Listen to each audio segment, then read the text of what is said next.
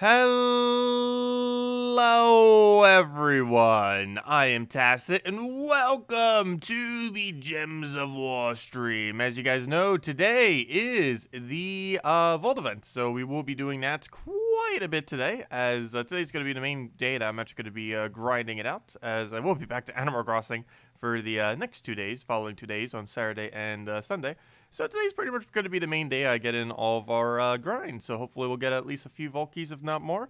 Get our gems up a little bit. Probably not above 20,000, but at least higher than it is. And go from there. Bobby. I was like, what, 3 minutes late? I was 3 minutes late. But anyways. Mostly just had to set everything up. Takes longer than you think sometimes. But anyways. We gotta go, and, actually, I'm not gonna clear out dailies right now. I was gonna consider it, but, yeah, we'll probably just spam, Zhejian. Of course, one of the quickest ways to win in the entire game, or at least the quickest way, actually, is just to use a Leprechaun to Rowan. Mirage Queen half mana's it up. Rowan is, actually, I should probably copy-paste this team. You can use anything in first slot, so the first slot weapon does not actually, matter there. You can use whatever you want. You generally want to use whatever hero class you want to level. And go from there with it. But yeah, maybe actually go put this into copy paste as well. Manage team, copy. Again, you don't have to use this weapon. Actually, I almost feel like putting whatever there. As long as it doesn't block your hero, that's what you should use there. So let's use something super cheap that most people have. So let's put like Black Managore or something there. But yeah, you can just run it like that and be good to go. Nothing else you really would need to run there. So let me go and just in case copy that. And here you guys go.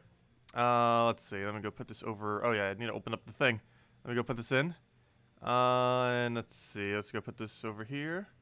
Where is my thingy thing? How do I pin this? Oh, yeah. Here is the, let's see. Vault event team. We will be using the entire day. And there we go. There you guys go. There is the team. Right there. Let me go pin it. That's what we're going to be using for Vault event the entire time. Just so anyone who comes around. That's not 10 a.m. Eastern Standard Time. Well, I had the thing earlier show that it was going to be at noon. I had to change it last night to be a little bit later.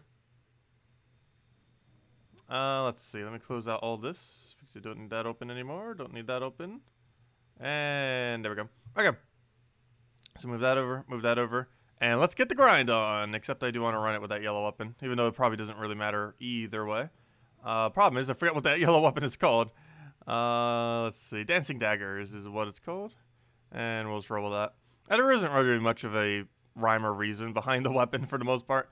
The biggest reason for that one is just because it has the highest foil E of any of them. Which is one of the main reasons, relative to its mana cost. Yeah, Black Managore tends to be pretty good for a cleanup option as well, mostly because of 20% chance for instant kill. I just put that there because it's a lot cheaper than running this weapon. And instant kill can be useful if you get like a 1 random revive on the opposing team. Obviously 20% is only 20%, but it can still clean up in those instances. Also, I don't think we had this yesterday. We do have bunny ears, by the way. We'll probably have that for the rest of the weekend until Easter. And of course, if you want to disable it, just go into options. You could also do this in battle. Go to graphics and, oh wait, it's not under graphics. Where is it? It's under general, I guess. Let's see. Where is it? Okay, maybe it is under graphics. I know there's a way. Oh, there it is. Festive themes under other. Just uncheck this boxes if you don't want, the bunny ears. If you do want them, then keep them checked. But if you don't want them, just have it unchecked and click apply. Well, we're gonna keep them. We're gonna keep them. Might as well. We're only gonna have them for a few days anyways.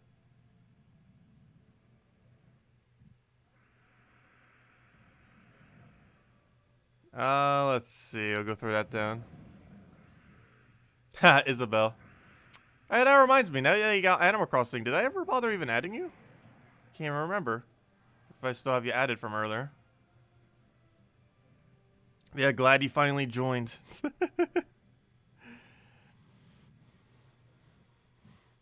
Let's see. We'll take that over for now. Yeah, Animal Crossing has been very addicting. It's been fun. Very relaxing. But luckily, so is Vault Events. And we got a lot to grind on this. Ideally, also, we'll hand out code on first Vault Key, by the way. And ideally, we'll get at least like 5 Vault Keys this weekend, if not more. Main thing I do want to try to get done this weekend, for sure, is level 100 Knight. I do not want to leave this weekend without 100 Knight. Because by next Friday, I want to make sure we have 100 Knight so that we can focus on the new hero class. Next Friday, 1 week from today, will be the last hero class that is likely ever to be added to Gems of War, oddly enough.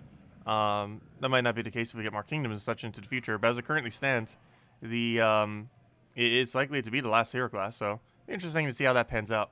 It also means they're likely going to be changing over that event in the next month or so, meaning that raids in the next month or so could potentially become a weekend event, because they'll need something to fill that gap. And then it would be replaced with the World Lore event.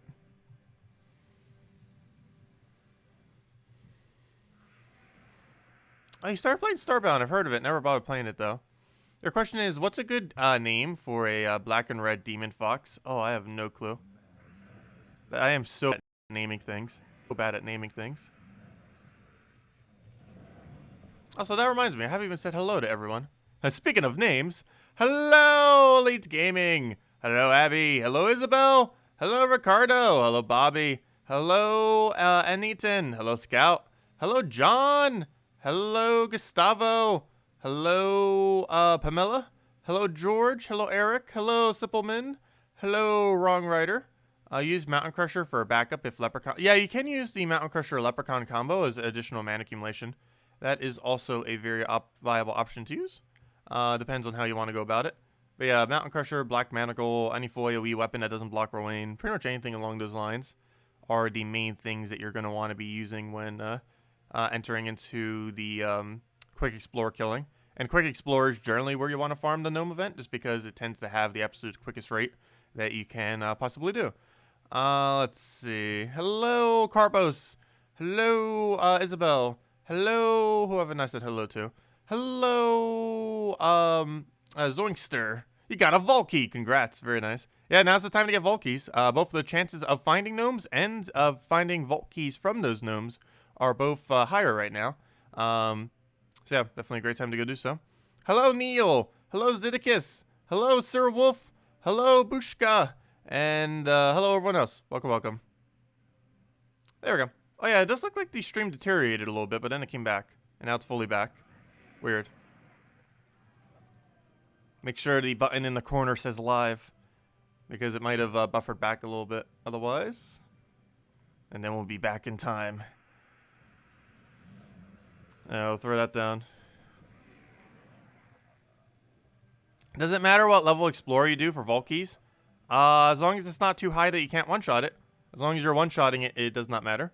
So Explorer 1, Explorer 2, Explorer 3. The highest that you can do, but still one-shot it is what you should be doing. You can't really get away with higher than Explorer 3. Anything higher than Explorer 3 is slower. However, 1, 2, or 3 could still be your quickest if you can one-shot it. We're currently doing 3, but depending on your stats, you might have to do 1 or 2. It really just depends how much armor you have, for the most part. And magic a little bit, but mostly armor. Because you get double boost ratio for armor.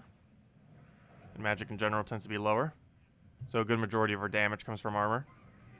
And if you are a little bit low to do like Explore 2 or something, don't forget, if you have guard medals, that gives 8 armor each. That's 24 armor. That's 48 damage, potentially, that you can give to her. Just for setting 3 medals of Cedric. I mean, 3 medals of guard, I mean. The one that gives armor. Works out pretty well. Because that's, of course, what we're doing now to make sure we consistently kill.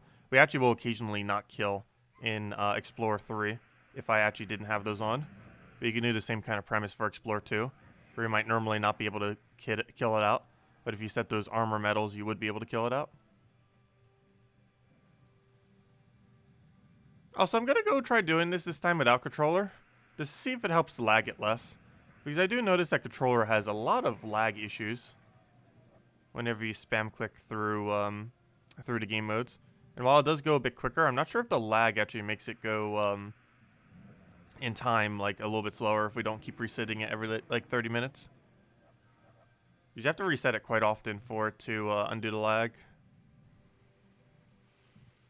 Anyone get an error when they try to change their medals in game? You have a ticket open, but they said it might take 10 days to answer. Yeah, they're probably really busy, plus coronavirus. So most of them aren't in the office or anything. Like, Salty can't even get me more codes. We only have enough codes to last us till Easter. Like, a few more days. Actually, I technically don't even have a code for Easter. I'll double check to see if I have any big codes. But if all the big codes have been used up, I actually have no code. Because I run out on Saturday night. We'll hand out one code this stream. We'll hand out one code tonight's stream. And we'll hand out one code tomorrow night's stream. Because we're not doing a Gems of War stream tomorrow morning. It's going to be Animal Crossing. And then on Sunday, we're out of codes. Unless we have a big one left. Which I believe we do. And that will work perfectly because, of course, it's Easter. So if there's any time to give a big code, Easter would be a good time to do so. Also, hopefully they do that special adventure board thing again. So far, the only holiday they did it for was what's it called? Was for the New Year's. Was for the Lunar New Year's. However, they have yet to do it for any other holiday that has existed between then. And Easter seems like one that they would probably do it for. We'll just have to wait and see.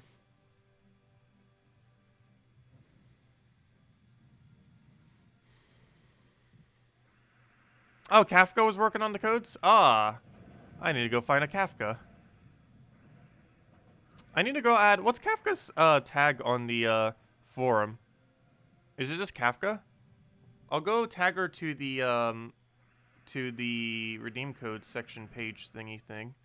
I'm not sure if she'll understand what it is. Because it looks like a gigantic mess. I should probably almost make a new thread with Salty and everyone. Let's see. Where is Kafka? 1 second. Let me see if this will work. Let's see if I can lure a Kafka to give us codes. Let's see. Oh, wait. There's more codes. Hold up. Hold up. Hold up. Hold up. Hold up. Oh, no special Easter code this time. Oh, well. We have our own special Easter code. But we got new codes. I lied. We are not out of codes. We got 30 more. We're good to go. Salty got to it. Thank you, Salty. Thank you, Salties.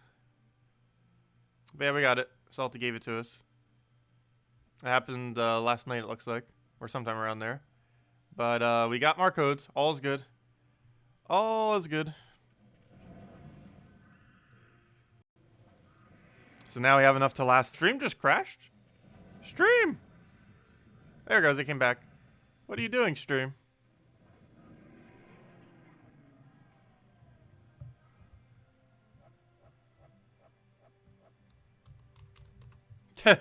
Stream trying to mini crash on me.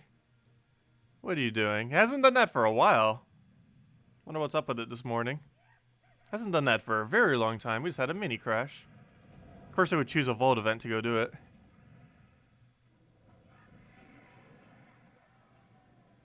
This is good. Stream immediately goes offline. That's kind of funny. That aligned perfectly.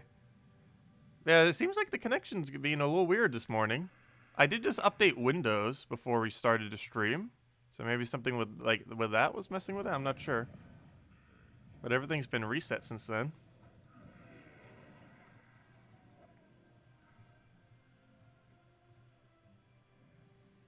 Not sure why it's wanting to be so disconnecty this morning.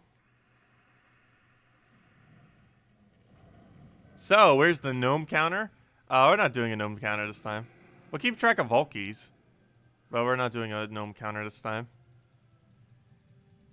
If I was playing it more this weekend, I probably would. And we probably will be a lot more for the next Vault event. This Vault event I probably won't be doing as much. Mostly because Animal Crossing. There actually are two really big things we need to do this weekend for Animal Crossing, which is why. Tomorrow is the fishing tournament. I'm not sure how long that takes because I've never done a fishing tournament in New Horizons. No one has unless they time traveled. And then the other thing is it's the Easter event for Animal Crossing, or the final of it, on the 12th.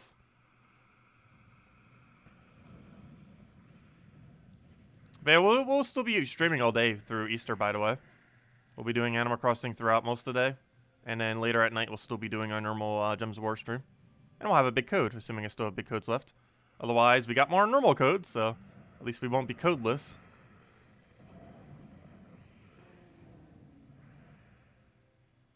Yeah, it could just be an issue, a YouTube side issue. More often than not, it actually is. It's because my connection is actually rather stable. Ever since I switched over my computer and my service for my internet, I haven't really had like any issues with it on my side personally.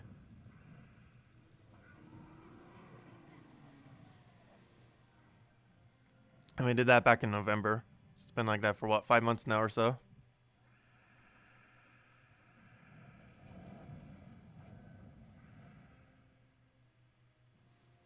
I should check number 2,694 posts on the cool screenshot topic.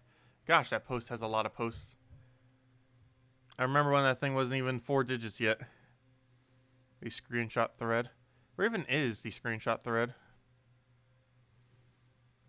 So I didn't check. That reminds me, I didn't even check the forum this morning. Which is why I didn't even see the codes there from the other day. Battle Crasher versus Vault Events. Vault Event has priority over it, right? It should. From what they mentioned in the past, it does. Someone's probably asking about it. Yeah, that's what it says right there. To clarify, Battle Crashers do not affect the spawn rate of gnomes. If a gnome would have spawned, a Battle Crasher would not take its place. Yeah, that's what I thought. It was just someone asking about its interaction. But yeah, that's what I thought, and it still is the case. So if you're wondering how Battle Crashers interact with gnomes, I mentioned on Monday, because we knew we'd have it. I believe I even mentioned on Sunday. But yeah, gnomes do not get overwritten by Battle Crashers. Battle Crashers get overwritten by gnomes. So never will a Battle Crasher prevent you from getting a gnome. A gnome could prevent you from getting a Battle Crasher, though that doesn't really matter as much, obviously. But a Battle Crasher will never prevent you from getting a gnome. You will never get both in the same battle. However, the gnome has priority over the Battle Crasher. So if you were to have gotten both at the same time, you would get the gnome. So you'd never miss out on any gnomes. That's basically what I'm saying. Let's see.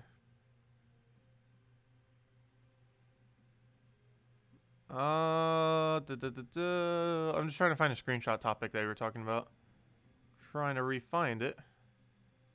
Let's see. If I type in screenshot, it'd probably bring it to me immediately. Let me go see what post you're referring to. Screenshot. I'm pretty sure it'd be the very first thing. Public team builds, 4.3. Gosh, why is it not the first thing? Cool screenshot topic. There it is. Hey, Janus. Does Janus even still play the game? Didn't he leave like a year or two ago? I used to be in his guild. Yeah, we used to be in a guild together ages ago. Gosh. Let's see. Oh, why am I typing the number there? That's not where I need that number. Where I need that number is after the thing. Why is it not updating the number? There we go. Let me put that right there. Okay, where is post 2694? What image did you want to show me, Chris Border? 18-star Forest of Thorns? Am I looking at the wrong one? But congrats. Very nice. Very, very nice. Is that the one you wanted to show me? That's, I believe, the right number, right? Unless I'm looking at the wrong one. Might be looking at the wrong one. Not sure. Yeah, was that the post you were referring to? It's a video? Hold up. Did it not bring me to the right post? Let me copy paste the number again. 2694.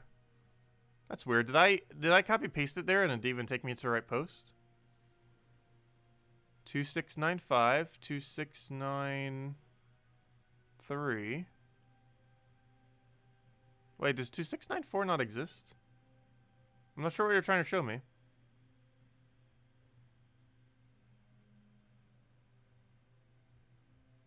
Not sure. Unless there's a different screenshot topic that I'm not aware of. But the post number that you're trying to show me is not anything.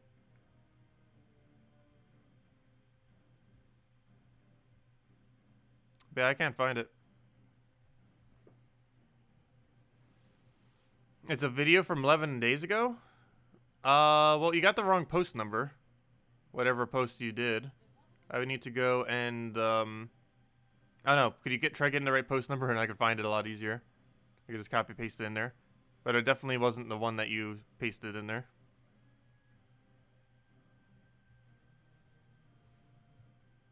Yeah, they're probably having lots of server load issues. Mostly due to coronavirus. and not being able to do as much maintenance as normally would be done. 2744. Okay. That is quite a bit off, number-wise. Let's see, 2744. Let's see. There we go. There's a video. Insane thief assassinate chance. What, did you just get like a quad or something? Quad is like the rarest thing you could ever see.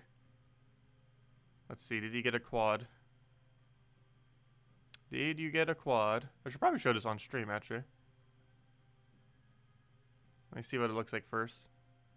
Ha! Ah, I gotta show that. Oh gosh, that the percent chance of that's absurd. I need to go like that. There we go. Hold up, I need to go show that on stream. What post number was that again? Let's see. I'll just go to it manually. Let's see. Gems of War. I gotta show that. That's hilarious. Gemsofwar.com. Go to forum. Go to cool screenshot topic.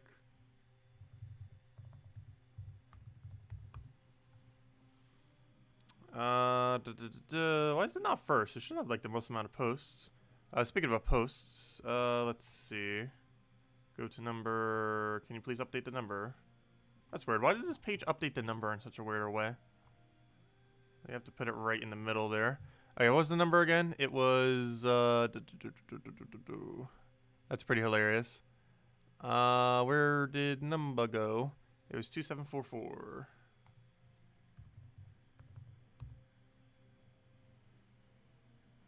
Loading, loading, loading, processing. Yeah, this is pretty hilarious. Let's see, can we full screen it for this thing? Doesn't have any audio, I don't think, so I'll just mute it anyways. But, this is what happens.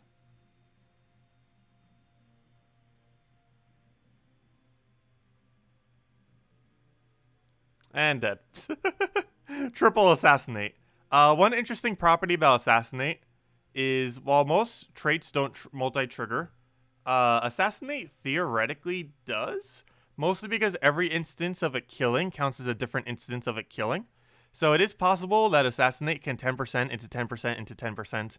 It is very exceedingly rare, but it can stack into itself. Or sorry, not 10%, it has 8%. It's on skull it has 10%, on kill it has 8%. Obviously there's a couple hero classes that have it on 8%, and that's what actually triggered there. But yeah, you can actually multi-trigger the 8% instant kill on that one trait, which is why I say it's one of the better level 100 traits as well. But it's very, very luck-based. But then you get battles like that, which is exceedingly rare. Like that is like 0.0000 something percent chance of occurring. It's absurdly low, but it's pretty funny. But yeah, the 8% instant kill that's on a few hero classes does stack into itself. Or sorry, 7% I mean. But yeah, it's very, very potent when it works. Especially when it works that luckily. Yeah, it's pretty nice. And that is very exceedingly rare. So basically what happened there is it got a kill. It then got the 7% from that kill. That 7% kill that killed that other troop then triggered a 7% instant kill.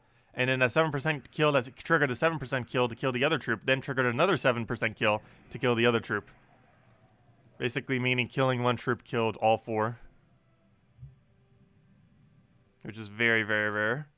Because that means you would have had to have rolled 3 7% in a row. Hey, lucky 7s. That's kind of funny. You would have had to have gotten 3 7% in a row to do that, which is obviously very rare. I'm not sure what the exact percent on that comes down to, but I'm pretty sure someone will do the math real quick for me. But it's 3 7% in a row is what the percent chance of that happening is.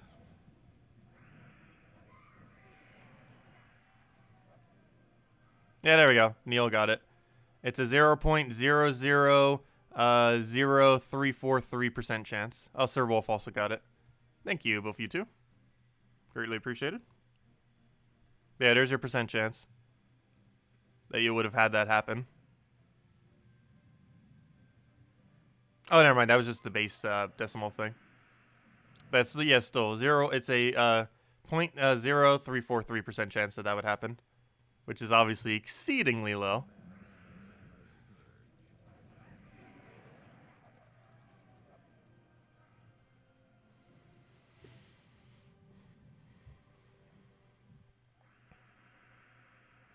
Why do I not wear the bunny ears? We will be for Easter. It's not Easter right now. We'll bring out the bunny ears. I need to find where they even are. I need to go find them. They're buried somewhere. I don't have an extra pair of Easter ears this year, though. Just because almost any place that sells them would be a non-essential business.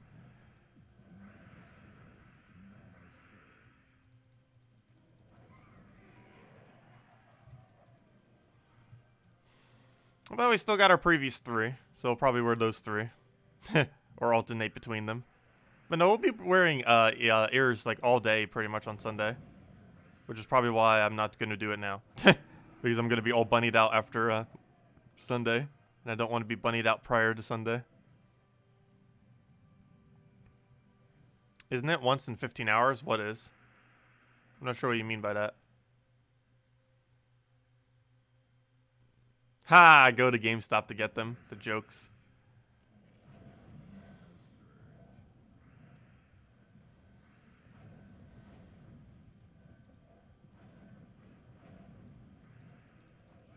I don't know. I somewhat see GameStop's argument about essential business. If you're stuck inside, imagine not having Animal Crossing.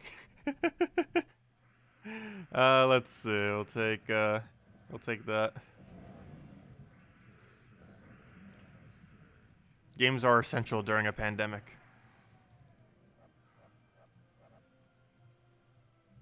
Oh, did Jelly Bean stop getting manufactured?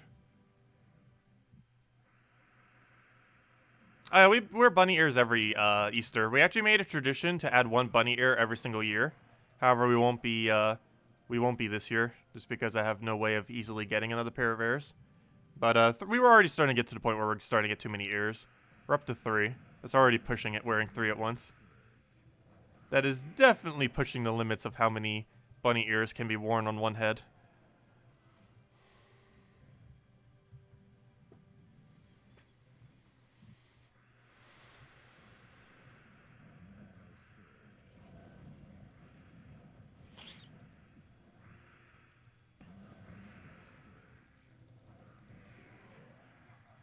Yeah, technically they aren't when digital is an option. True. I got mine digital. Actually, most games these days I do get digital. I do kind of miss having physical games, though. But, I almost exclusively do digital these days. The only 2 games I've gotten in recent time of physical is Mario Party, just because I own every single physical Mario Party, with the only exception being the Wii U versions, because Wii U was a gigantic flop, and it was some of the worst Mario Parties ever made. But I own every Mario Party except for the Wii U versions in physical. But that's why I got the physical for Mario Party. And the only other game I have physical is Ring Fit Adventure. Because there is no non-physical version of Ring Fit Adventure.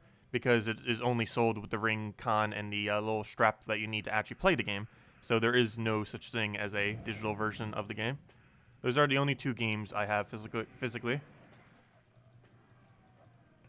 Which reminds me, we never did stream Ring Fit Adventure, did we? We'll need to do that at some point. It'd be a funny stream. Just me exercising for like an hour or 2.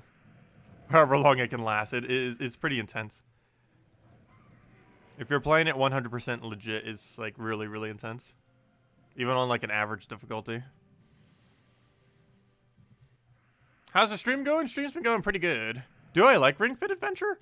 For what it is, yeah, I really like it. It has a lot more depth. Well, I shouldn't say depth like storyline-wise or anything like that. But it's a lot more fleshed out than you would expect from an exercise game, is basically the bottom line with it. Like, it's not the greatest game you're ever gonna play, but if you had like low expectations for an exercising game, you'll be satisfied with it.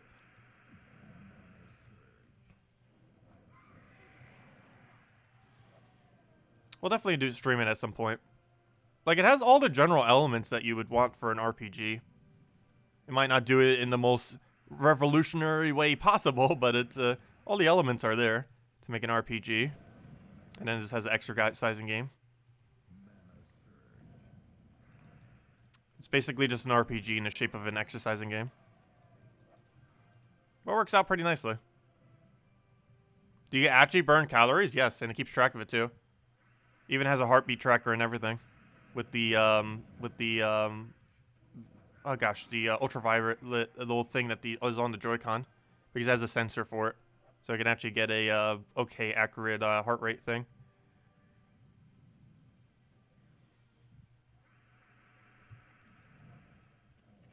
Do I do it every day? No, not of recently. Probably should be. I was for some amount of time, but then stopped for a bit. I do need to get back into doing it, because it does make for a really good exercising routine, because it makes you do a lot of things you wouldn't normally do. The only thing I really hate is it makes you do too many squats. I am not a fan of squats, and there are a lot of unavoidable squats in Ring Fit Adventure. It's probably my only complaint with the game, is it exceedingly wants you to do squats, and there's like no option to like, hey, I don't want squats, or at least a lot more minimal squats, but there's no option for it. You can not set any of your hack moves to squats, at least. However, there are a lot of mandatory squats for moving around the board that you have to do. Like whenever you have to duck under something or jump from location to location and stuff like that. And even when you're rowing, you have to like squat down at some instances, and a few other instances throughout the game. So even if you're not using any attack moves that are squat-based, you still have to squat a lot. And almost every single map has at least one squat that you have to do, if not multiple upon multiple upon multiple, like tens of dozens in a row. But we'll do it eventually.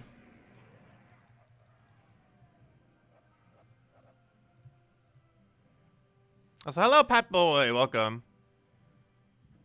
How many things do I read that I don't answer? If I don't answer it, that likely means I didn't actually read it on accident. Would you be able to do a video or just post team codes for each pure delve team without using potions? For every pure delve team? Would you have any question on any specifically? That'll take a while to post every single one real quick. But we could do a video on it eventually. I need to very soon. The only problem with it is it will be out of date in, like another several months once we get more delves again. But it's been a while since I've covered one. So we'll probably do another pure faction like overview video. Really just for everything related to factions in the near future. Because we're at about the halfway point of factions. We're at 17 factions, right? And there's 34 total. So we're like right at the halfway point pretty much right now. Or is it 17 or 18? We're somewhere around there. We're pretty much at the halfway point. Do you know if they will ever let us start the weekly delve to where we are at rather than having to restart all the way? No, it's always going to be at the first level. And the main reason for this is you actually get more loot that way. I don't think you would ever have an option to start midway. You'd always have to go all the way through. Because it's set up that way just so it'd be easier to do the event. And also so it would give you more rewards. However, the only bad thing about it is if you're trying to do level 500 pure faction, which, quite a few people are increasingly trying to do, it's a lot harder to do that. However, it works better for every other instance, which is a good majority of players. So that's why they keep it like that. But imagine if you had to do the Tuesday event, you didn't want to go do pure faction, and you were stuck having to do it at 500. That'd be very, very bad compared to how they have it currently set up. Though having an option to start it all the way at the higher level would be kind of cool. If you already are there. Like if you're already at 500 and you're like, hey, I want to do it at 500. Let me do it at 500. That'd be a pretty cool option. Which would be nice for them to add.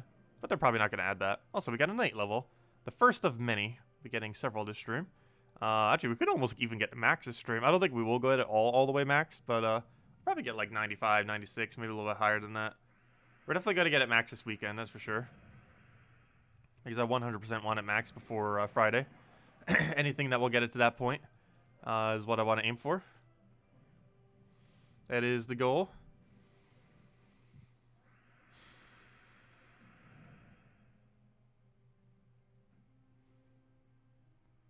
Let's see. We'll go for that. Go for that.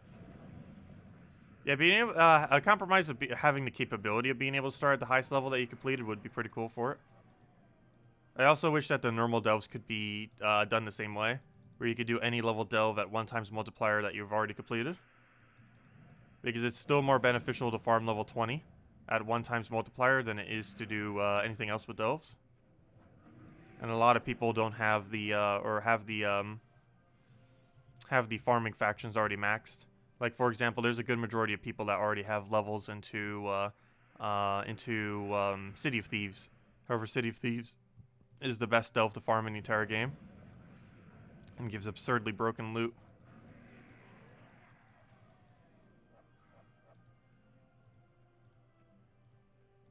Do I know Telephone? Oh gosh, I haven't heard that name for a while. No. I don't know him personally. There's actually a lot of people that I don't know who are furries. Like, as far as in the furry community, I'm pretty much probably no one. Except in, like, a very few niche locations that are way too 18 plus to mention. But, as far as, like, the general community of it, I'm probably, like, unknown. Which is almost a good thing. Let's see. Go for that.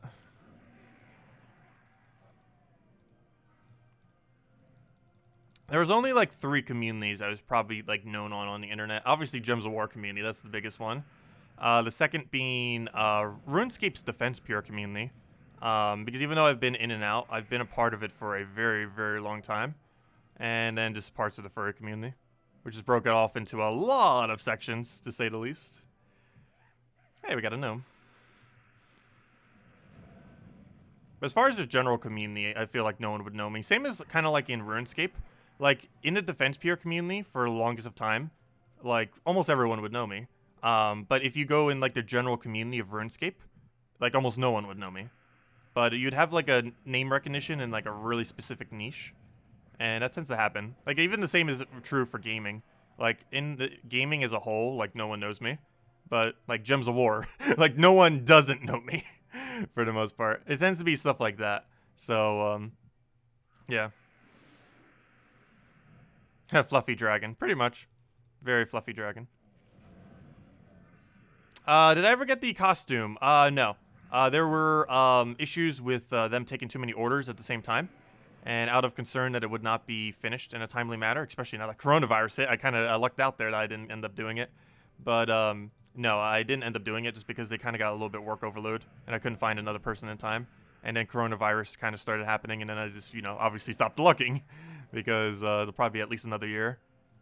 That's kind of a good thing I didn't, because now I have the money for, in case unexpected expenses come around. Because, yeah, that's going to be a thing over the next several months. Depending on what the government does, or more likely does not do. But, yeah, we'll just have to see and wait. I do have an okay amount of money in the bank. But, we'll just have to see what happens. It's going to dry up pretty quick. Like, I definitely don't have enough money to last all year. That's for sure. But hopefully the government will step in and stop being completely incompetent. Let's see. We'll throw that down for now. How's everyone's grind going? Pretty well. Seem to be getting glory gnomes at glory gnomes than any other. Well, that's good. Glory gnomes is actually the best gnome. So if you're only getting glory gnomes, I wish I could trade you my luck, because we're getting a wide range of pretty much all of them right now. Yeah, I know. The 1000 glory drop on glory gnome is actually the best drop of any gnome that isn't a Valky. If you ignore the fact that every gnome has a Valky drop, and just look at their actual drops that aren't Valky, glory gnome actually has the best drop in the game at 1000 glory. 1000 glory is 50 glory keys. 50 glory keys is worth about 5 gem keys. 5 gem keys is worth about 45 gems. It has the highest gem value of any gnome drop that isn't a Valky. And depending on how unlucky your Valky is, it can actually be better than a Valky, oddly enough. Of course, it's not guaranteed that it is, but value-wise, it can be.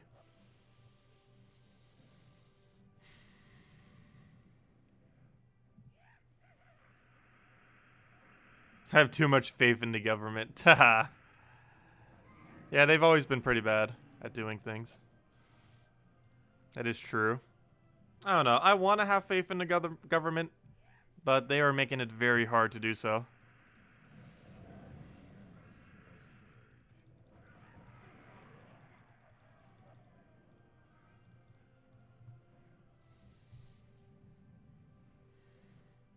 Oh, Jewel Gnomes are the worst. Why they have not buffed it, I do not know. Jewel Gnome is worse for giving jewels than normal gnome. That is how bad Jewel Gnome is. It's supposed to give you a bunch of jewels. Yeah, it's not even better than normal gnome for giving you jewels. Which is, yeah, pretty bad. Pretty bad indeed.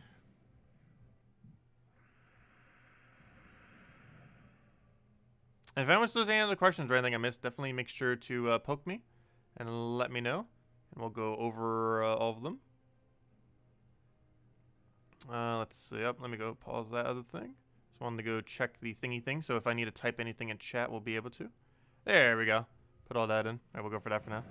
Get our Wayne in there. And he'd be dead.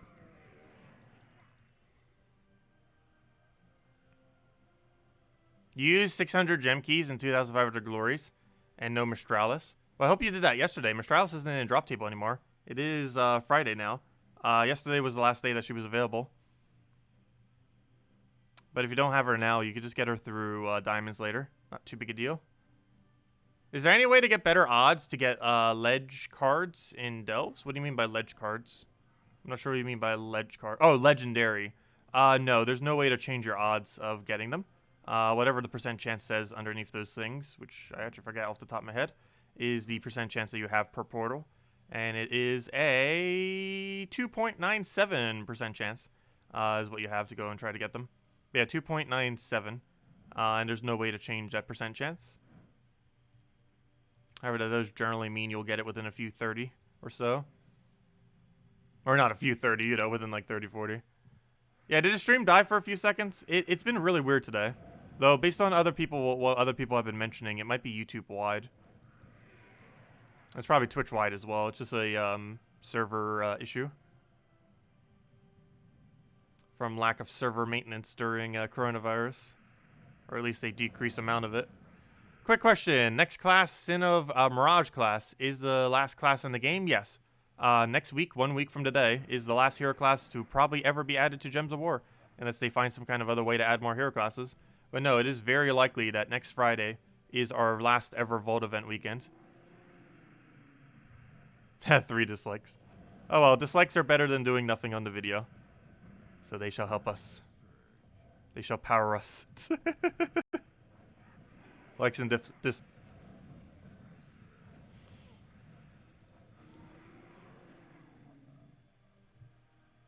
Stream keeps trying to die. Let's see. Fans in denial. Pretty sure it's from something I said.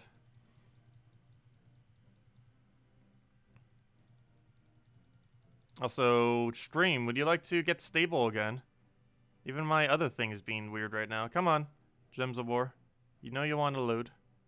You know you want to load. It's probably going to say, like, SSL error. Connection? Hello? Yeah, we have a lot of duplicates. We have, like, 3 elves, 3 diabolists, or, I mean, 3 daemons. We got a lot of repeat overlap. 2 humans.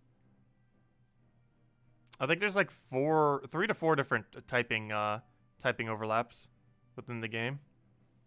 We also used to have double knight, however they did change that one. Because Death Knight used to count as knight, but now we have double undead instead. Our game's also lagging, yeah. It's just server issues right now. Pretty much everywhere. And almost guaranteed because of coronavirus. Indirectly, obviously. Yeah, it's not just us.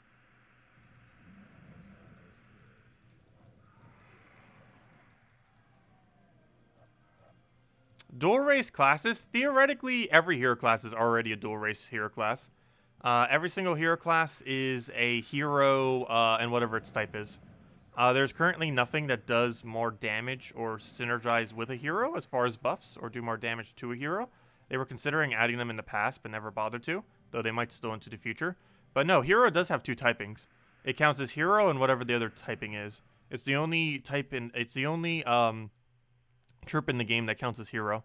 However, there's no boost ratio for hero, there's no buffs for hero, there's no counters to hero as far as things that do more damage or buffs it or anything like that. There might be into the future, but no, theoretically every hero or class does have a second type. It just counts as hero, but there's just nothing that uses that second type yet in the game. Kind of like how Zugof's the only player-owned boss. Your hero's the only hero-type hero. But, yeah. Coronavirus is now a computer virus as well. Tacet. I didn't mean it like that. I meant indirectly, not literally. Obviously, the servers are not getting infected with coronavirus. That's obviously not what I meant. I meant that server maintenance likely isn't being done as much because coronavirus.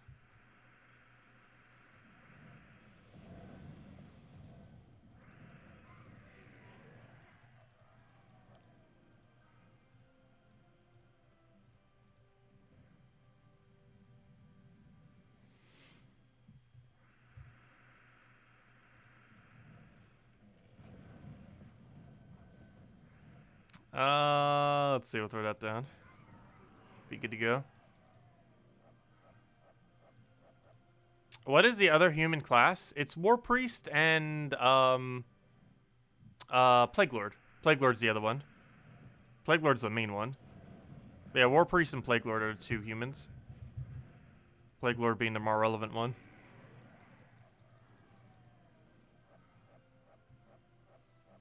Is there a way besides faction events to get Scorpius?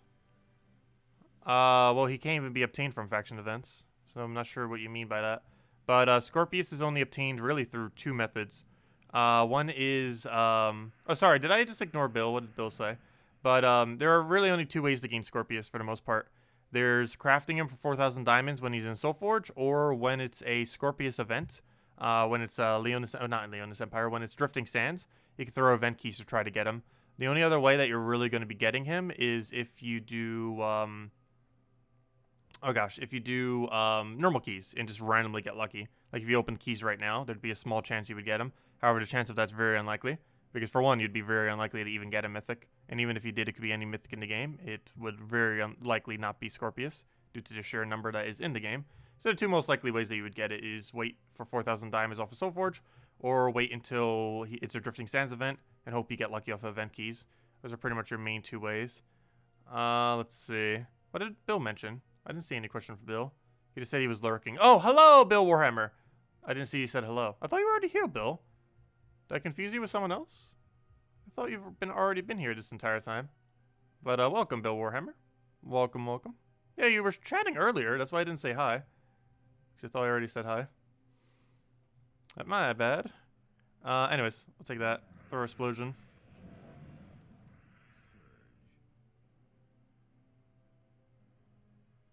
Candy or cucumber? Cucumbers are actually pretty good. I'm one of those weird kind of people that likes like every single green vegetable. Like I can't think of a single green vegetable I don't like. Let's see. Do asparagus with soy sauce and some sea salt. You do and just kind of saute them. You do spinach pretty much just with some butter. Lettuce is just good with you know how you normally do it, just with a salad. I tend to eat a lot of salads actually. Probably one of the other reasons why I'm losing some weight, because I haven't been eating any fast food at all, because I haven't ate fast food since like all of actually, gosh, it's been ages. It's almost been 2 months now with zero fast food, and it's actually helping me to lose a lot of weight.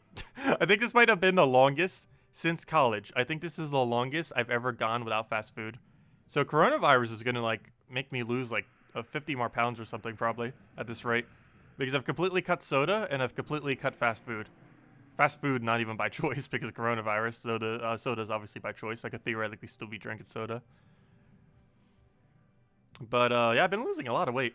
I was like 220 at one point almost, and now I'm already down to 200. And hopefully it'll go lower.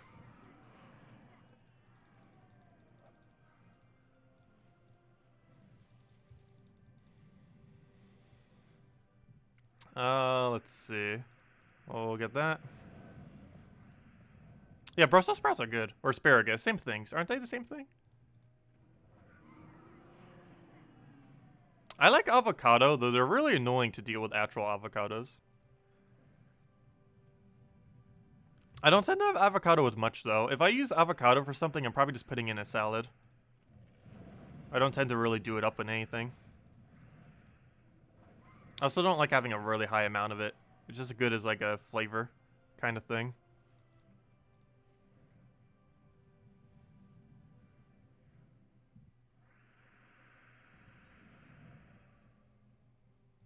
But I've lost 20 pounds in like the last 2 months without even trying to lose weight. It just burned off just from not drinking soda and not eating fast food. It just goes to show how awful the normal food that we eat is. Well, normal food for me. Because I would normally get fast food probably like once a week or so. But now I've gone 2 months without it a single time.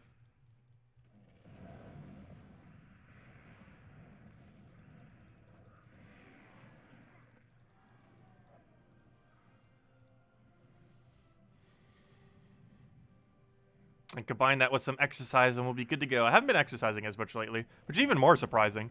Because that weight loss is almost entirely from diet change. Like, I've barely even been exercising. Mostly because I've been cooped up in this house.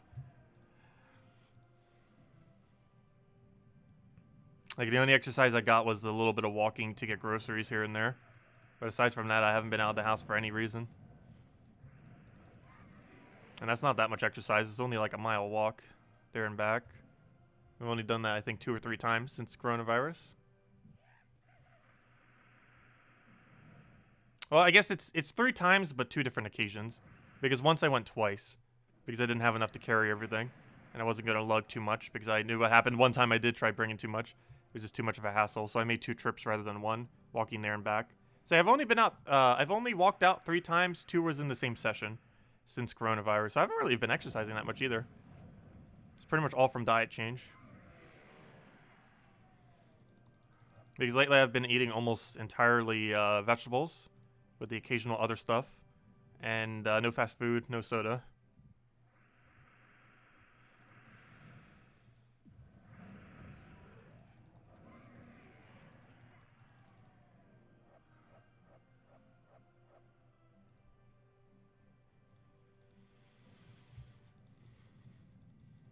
Do you consider that Empower Troop should be somehow nerfed? And the other one, do you think that Life and Death has to be nerfed or even erased? I don't think Life and Death should be removed, but I definitely believe Life and Death needs a little bit of a nerf. Life and Death can be beaten with the right team, though when you're just using a generic, like, just let's make a team and fight against something kind of team, it's going to get obliterated by Life and Death because you really specifically have to counter it. Yeah, Life and Death just has too much value going for it in pretty much everything that it does. Especially since you can use any hero, any hero class with it, which really opens up what it could do. Obviously, it's mostly used with Orb Weaver though, which covers a lot of the ground. But as far as what was the other part of that question? The other part of that question was, I believe my answer is no to whatever the other part was. Where'd it go? Where did your question go? 1 second. Where did your question go? I just read it. I literally just read it. Oh, Empower Troops. I don't know, Empower Troops have always been a kind of pressing issue in this game. Even right when we started doing videos, the Empower Troop of Dust Devil, before we even started doing any videos, like 4 years ago when it was, ended up getting nerfed. So, yeah, like the best Empower Troop in the game at the time, Dust Devil, ended up getting nerfed. And Empower has always been a rather weird mechanic ever since it existed since 2.0. Mostly because it allows you to not play the board, which was their biggest concern with it, why they nerfed Dust Devil as well. Where basically, you don't actually have to play the board. You just cast some abilities. Oh, good, 1,000 glory, nice. And you just basically cast some abilities and you're good to go. You don't really need to worry about anything. You just cast and just cast. You don't really have to touch the board much. Leprechaun's a little bit different in that it technically is touching the board. However, you're normally, I don't know if that would really be considered touching it. Because you're basically just clearing it out, getting your guaranteed full manas or pretty close to full manas, and then just casting out a bunch of other stuff. And even though you're theoretically touching the board, unlike Dust Devil that quite literally didn't touch it at all, not even with board control, and would win the game in like 2 casts. But back when it had magic boost ratio. But I don't know, it's a weird kind of topic, just because most Empowered Troops are very, very, very strong. Leprechaun being the most noteworthy, of course. However, what's the alternative? Like, if we have 75% start troops and 50% start troops, it's not really going to change the current dynamic of the game much. Like, it's still going to be broken, those kind of troops. Like, any amount of mana start is technically a really, really strong mechanic compared to not any mana start. And we've seen that ever since we've had traits, because everything with mana start has always been some of the better troops in the game, for the most part. Especially since we started getting those 50%. because that makes things that don't even have a 50% natural mana start have a 50% natural mana start. It's one of the reasons why elementals are so strong in the game right now, as not only are there a lot of good elementals, but of course there's 50% start for them, which gives a huge advantage. But I do not believe they should nerf Empower in any way, is my bottom line. I believe they should balance around it, and there's a lot of balance that they need to do around it. However, I do not believe it should be necessarily nerfed, especially since this game has always been towards power creeping. There's a lot of stuff that needs rebalance, though.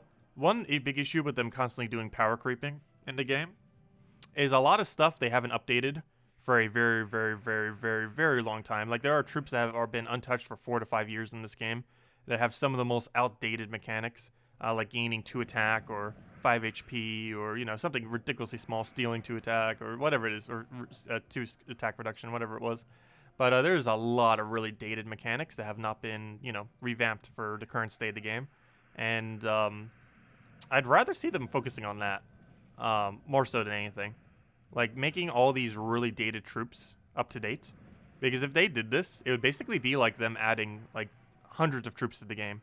If they could, they don't have to be meta.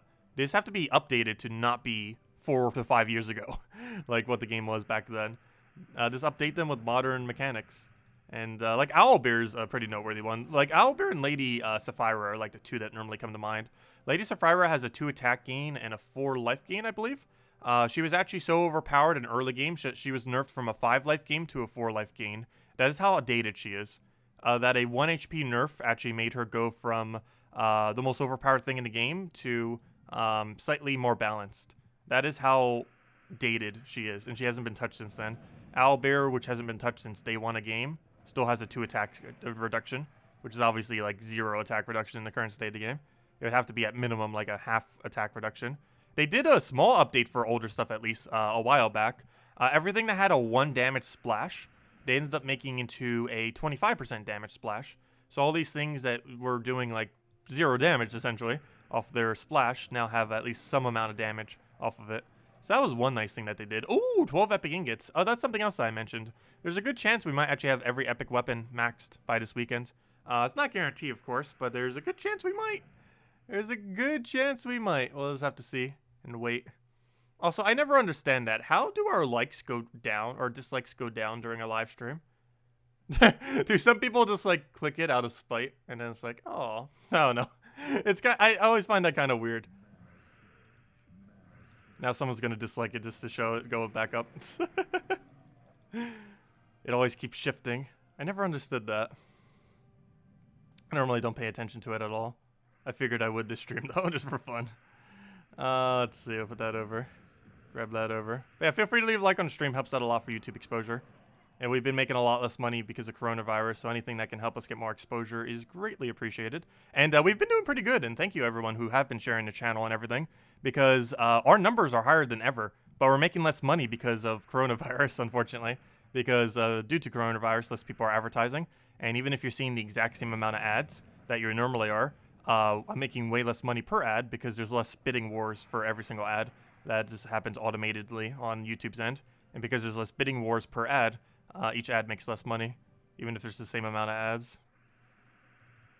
But yeah, all of our numbers have been up, but our revenue has been down, just because coronavirus, unfortunately. Let's see, we'll take that over for now.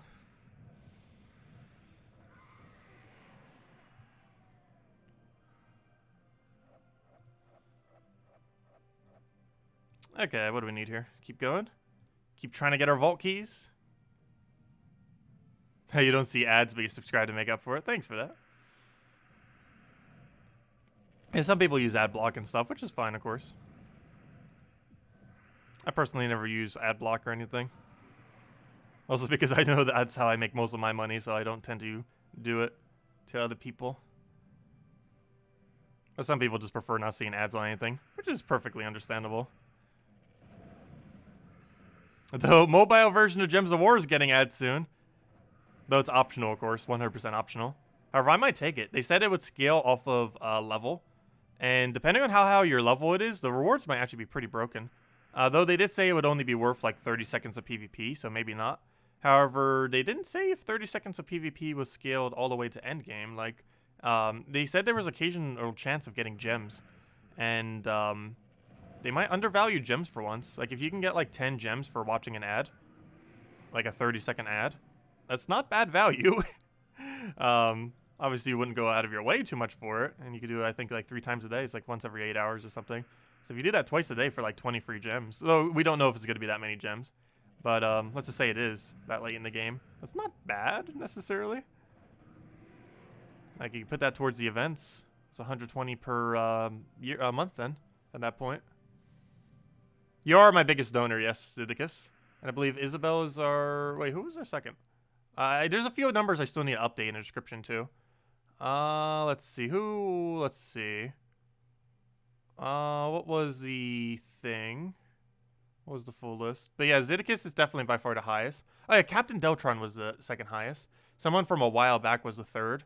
And quite a few of the rest are from a while back as well, as far as our highest donors. And then we have a lot of smaller ones. But yeah, I still need to update it. There's been like a couple months worth that I actually haven't updated. Luckily, all that data is saved, so I can easily go update it whenever. But obviously, the description in the comment section below, or not the comment section, but, you know, the description under the video, all the way at the bottom there, that list does not actually auto-update. However, I believe on my link below to donate to the channel, it does auto-update. Let me actually go double-check what's up. Oh, that reminds me, I should probably go put that in the bank soon.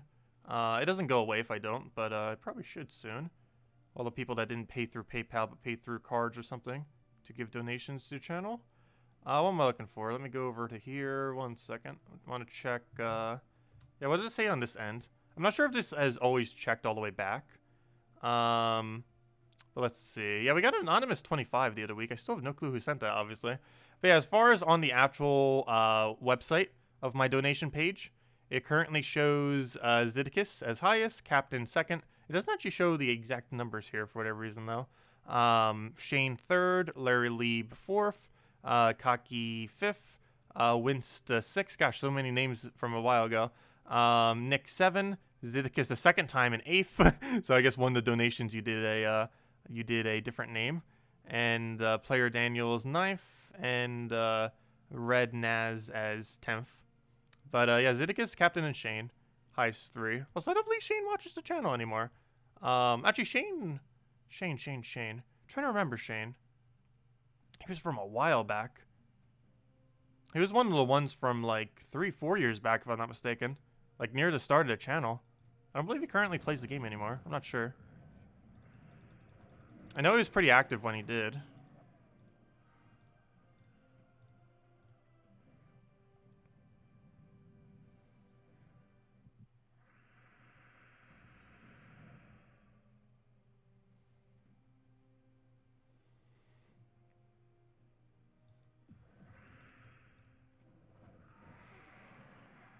Oh, that's funny. I did do that before the, hello, Maxipie. Yeah, I did that before the stream. I guess I sent the message to the wrong person. My bad. I did not mean to send that message to you. I meant to send that to a different person. That message was not for you. Because I'm collecting all the creature models in Animal Crossing. And someone was going to send me 2 for what I sent yesterday. But I guess in me being tired right when I woke up, starting Animal Crossing just to do the quick dailies, yeah, I might have accidentally sent that to the wrong person. My bad. I need to go send that to the right person later. Hopefully they already sent it to me, so I don't even need to send it. But I've been collecting them.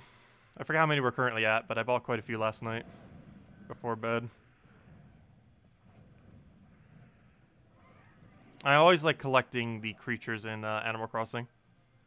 As well as any kind of game that's like that, like Stardew Valley, anything like that. Some people like to decorate their towns. My main objective is to collect everything. Though we will be decorating our town. We already figured out what our game plan is for Animal Crossing. I'm going to make the entire middle of my island one gigantic museum surrounding my museum. To make it like one mega museum of like every creature in the game. That is the game plan. Let's see, we'll throw that down. I'm always the kind of person that will go for like the grindiest option. And that seems like one of the grindiest things that that Animal Crossing has in it. Because it requires you to either buy or catch 5 of every fish in the game. And insect. 1, because you need to do it for a museum. 1, because you need to have it as a spear, as a table. And 3, because that's how many you need to make the model. Meaning, while everyone's just getting maybe possibly 1 copy of everything in the game, we're going to be going for 5. That's the game plan. And I'm only like 10% complete, if even that, with it so far. Work in progress. Did I tell you you made reservations a couple months back, and they had you down as Zeddicus-KrissTigger, Tagger, and paged me as Zeddicus? Ah, that was funny. That's funny. I've never had anything legal related in the name of Tacet yet. Though I wouldn't be surprised if that eventually happens. Honestly, they'd probably be less confused if it was Tacet than by my own name. Because my dad and I have the exact same name. And the amount of mix-ups that have occurred because we've had the exact same name is absurdly high. Especially back when I used to have healthcare. Like when I was in college and had healthcare before I didn't have it for like the last 4 years. The amount of confusions that has happened with it is absurdly high. Not sure why. Because the suffix is different.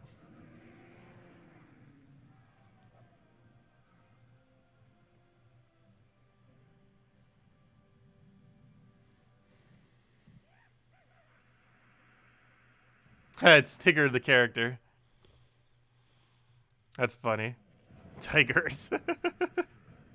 Is the rate of gnomes the battle crashers? Wait, is the rate for gnomes and battle crashers known? No, exact rate I do not believe is known.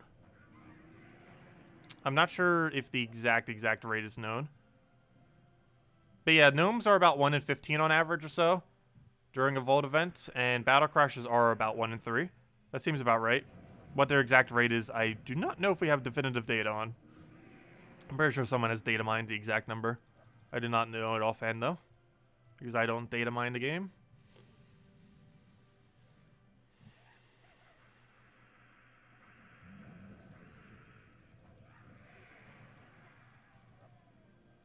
Also, that reminds me, I never did look at our starting vault key number. That'd make it so much easier to see if we find a vault key or not, in case I accidentally miss it. Speaking about accidentally missing something, we're at 168. That seems right. Let me go get this pet. This came out in last winter, and I still haven't gotten it max because of that. So let's go do it. Already set to night class. Let's go get some XP and go get this pet because we still need 14 more copies of it and 4 more to go get it upgraded a little bit. I believe this is what's it called? This is Glacial Peaks Pet, if I'm not mistaken.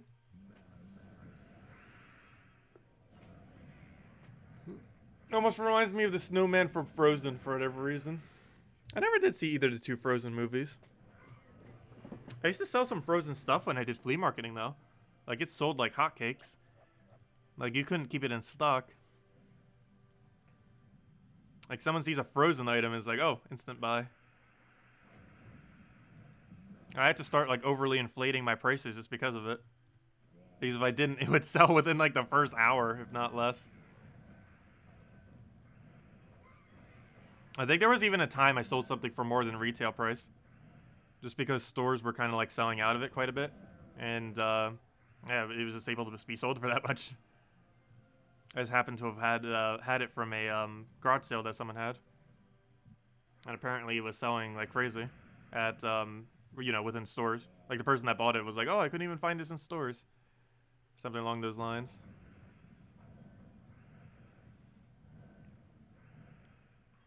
Oh, thank you, Zeddicus. Greatly. I still need to go fix the donation things. And thank you so much for the $25 donation. No comment with it, but it is greatly appreciated as always. Especially during these times. Hope you've been doing well financially. My household's actually... oh yeah, I never told you guys the story about my mom's unemployment. She's actually getting even less money too now. Which is going to be concerning. But... because, of course, we both contribute to the finances of the house. But she does generally do more than me. And she's now making even less from her unemployment because what is... so here's what happened. YouTube, stop dying. Let's see. Let's see, stream is back. Okay, let's try getting this story down. Let me wait till everyone refreshes. So let me say this story, because I don't think I've mentioned it yet on stream at any point. No, I definitely didn't. But is the stream back? Let me know if it's back. And then we'll go do our little story time. And tell you what happened. She got really stressed out about it the other day, too.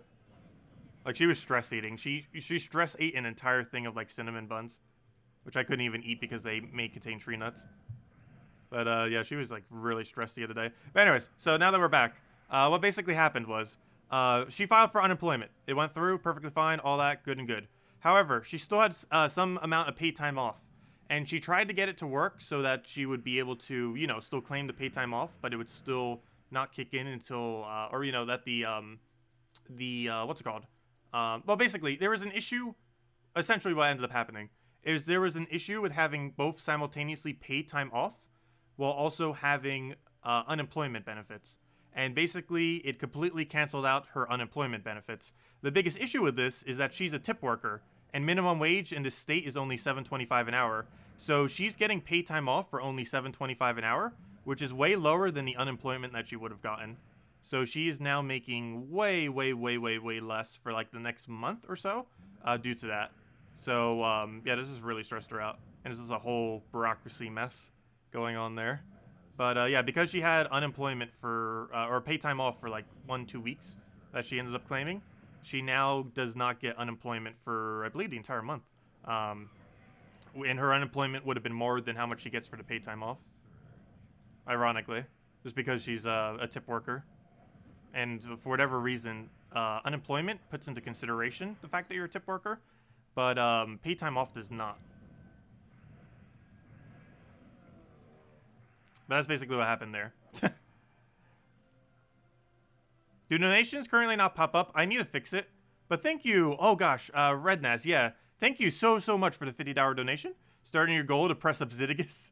Pass up Zeddicus, congrats. Yeah, I need to fix it. It's an issue that I've had for a little while that I still have not fixed. I really need to. I've been meaning to switch over to program, and just every single day I keep forgetting to do it. But thank you so much for the Rednaz for the $50 donation. It is greatly appreciated. Sorry that the notification thing isn't working, but yes, you did indeed donate $50, and it is exceedingly appreciated.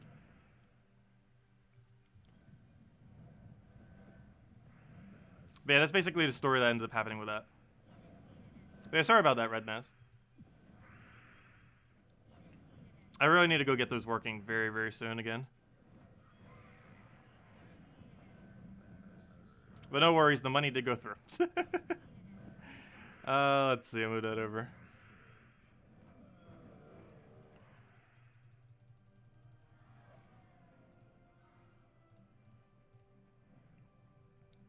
Yeah, I really do need to go fix that. I'm not sure why it's actually currently not working. Everything is set up for it to work. It's kind of like when chat doesn't work sometimes. It's one of the reasons why I kind of want to use a different provider for my alerts. Because it has the same issue that my chat does, except it does it even more often. Where it just does not want to do the alerts for whatever reason. I have it all set up to work, and then it doesn't work. And the same thing with chat. Like, chat's obviously set up to work right now. And just magically sometimes it's like, oh, I don't want to work today. Except with the alerts, it does even more often. And I keep saying I want to switch provider for it, but I just haven't bothered yet. It's one of the other reasons why I want to go to my bank, because there's actually a piece of information I need. That wasn't the main reason I wanted to go to my bank, but there's a thing that I need for proof of my banking that I need if I want to go switch my service provider for the alerts. And that was not the main reason why I wanted to go to the bank. However, when I go to the bank next time, whenever that is one thing I need to make sure I get, so that I can switch my alert program thing. But until then, I actually can't switch it. But we will be very soon. And by very soon, I mean whenever I feel safe enough to go to a bank. I almost feel like that'd be more dangerous than a grocery store. Though then again, almost no one would be in there. I'm not sure how clean they'd keep the surfaces and just the entire area and everything. Well, then again, never mind. They'd probably be drive-thru only, wouldn't they? True. Except that doesn't really help me because I'd have to walk there. Are you allowed to use a drive-thru while walking? Oh no, are you allowed to walk through a bank's drive-thru? I'm not even sure if I'm allowed to even walk that far, because we're technically on lockdown. So much to touch at banks, ha ha ha. Gosh, the touching Animal Crossing reference.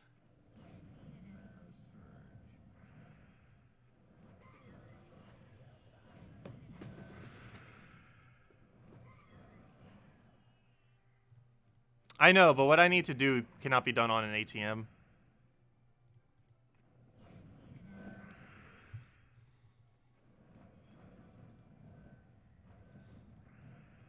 Nor can it be done online. There's a really specific number I need. Not the wiring number, some other number. I forget what it's called that I need for it. I'll throw that down. Yeah, I haven't actually been to the bank since coronavirus has started. Haven't been for like the last few months. This actually might be the longest duration I've not been in a bank, actually. Let's see. Luckily, most of my stuff is set to be automatic. All the things I have. Oh, sorry, where was I? I got distracted by something real quick. Let's go back to Explore. That's what happens when you misclick. In these uncertain times, you'd walk through a bank drive-through service. You went to Malaga in Spain a few years ago and seemed to walk through the drive-through section of a McDonald's there. That would be kind of interesting. I wish more I really feel like that's a missed opportunity for more drive-throughs to kind of have it more like a walk thing, where you're just doing a when you have like a fast food place.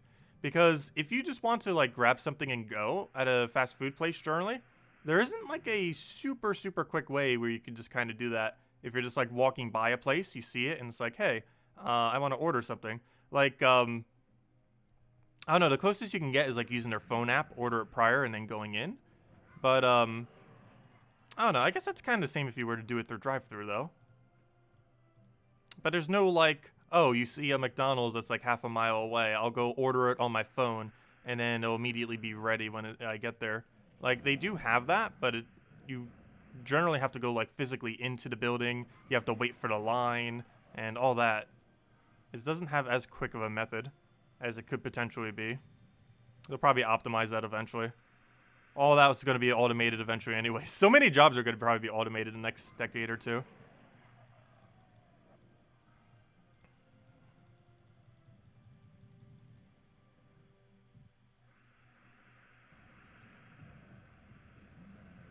Let's see. Throw that down.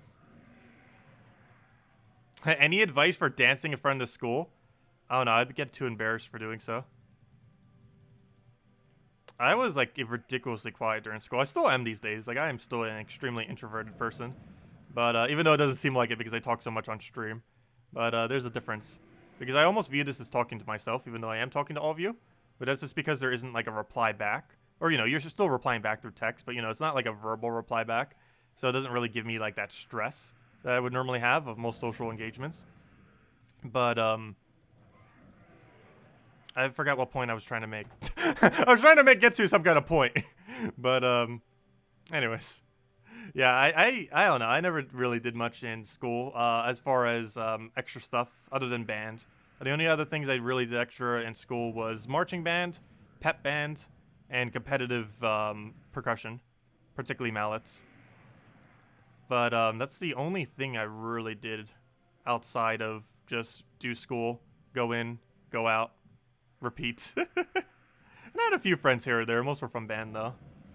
A good majority of them. Like, I had almost no one who wasn't from band.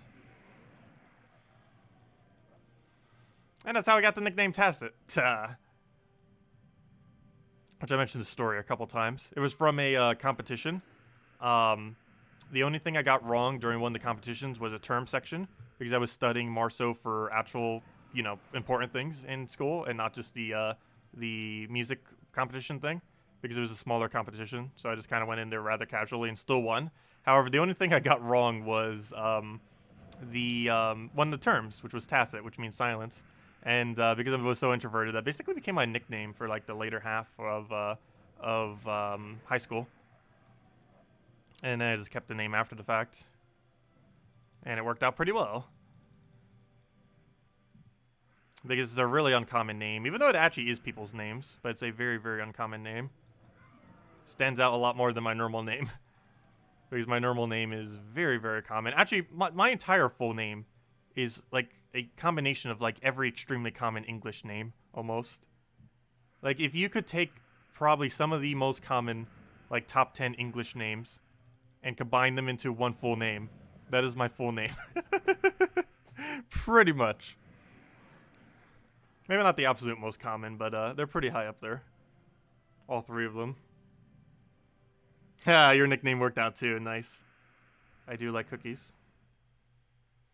I know, quite a few of you probably do know my full name. I don't think I've ever actually said my full name on stream. I've probably hinted at every individual part, so obviously people can, like, infer what the actual full thing is. I really only use my absolute full name whenever I'm trying to sound very formal, because it's, like, the whitest sounding name in the entire world. So for, like, things like job applications and stuff like that, it works pretty well for, even though I haven't really needed to apply for much jobs, because I've been self-employed since 19.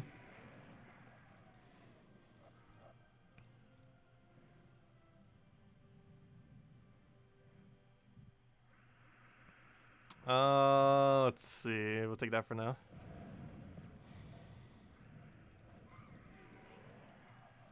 Starts with G, yes.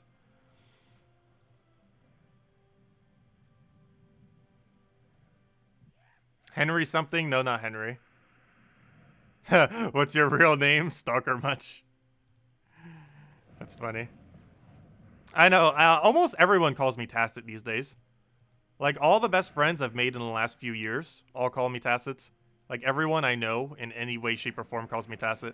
Like, the only people that still call me by my actual name are my mom, my dad, my grandma, and that's it. I think that's it. Currently. And the government. I would never actually change my name, though. It's obviously mostly just for online purposes. Yes, George is correct. George is my first name. George something something something is my full name.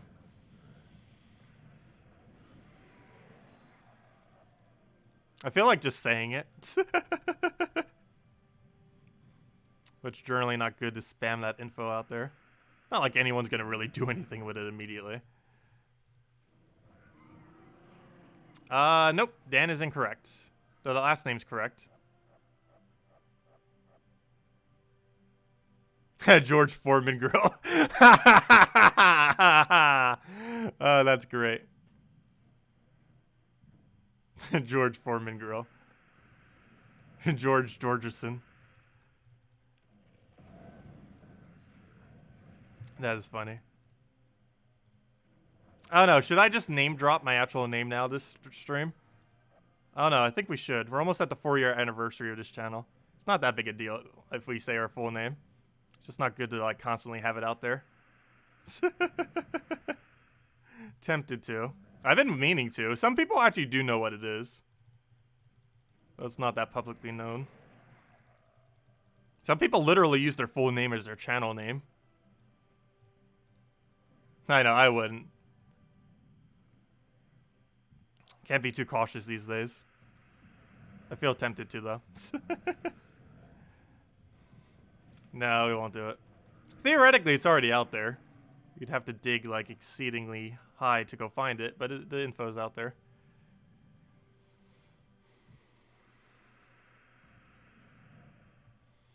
Let's see. I'll throw that down for now.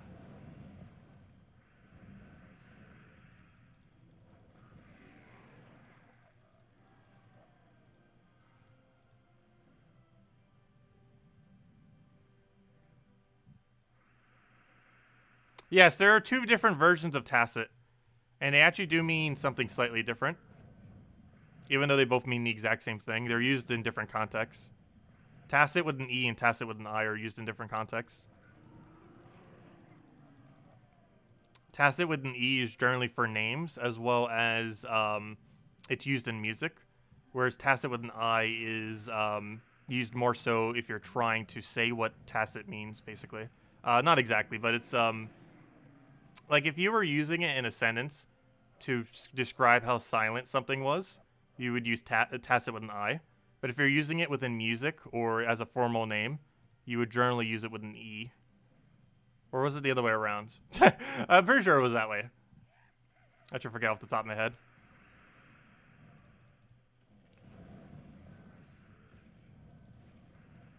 But they are slightly different, even though they're almost always used interchangeably. But their usage is actually slightly different. It's just so there's such an unused word that most people don't really, you know, have the difference between the two down. I learned it in high school because I made sure to ask my my 2 different English teachers just to confirm. But yeah, I did get confirmation on it, if nothing else, because I was curious on it. Like the form, the difference of the form. It's just such an underused word that most people don't use it correctly. The 2 different forms of it.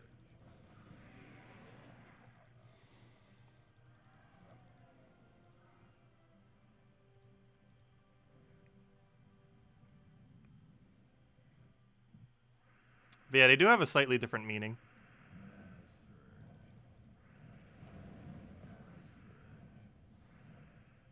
No, the word is not that uncommon. You just don't normally see it in written form.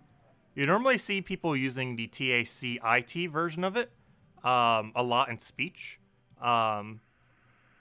because people use it a lot almost as passive, in a way. Like it's almost used a lot as a synonym for passive, like a high tier synonym for it. But yeah, the word's used a lot verbally. Like when do you ever actually see it written though?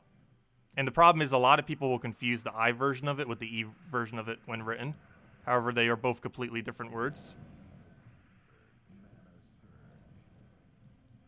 Because most people, when they hear the word Tacet, they just hear the word Tacet. But you don't see the spelling of the word Tacet when you just say the word Tacet.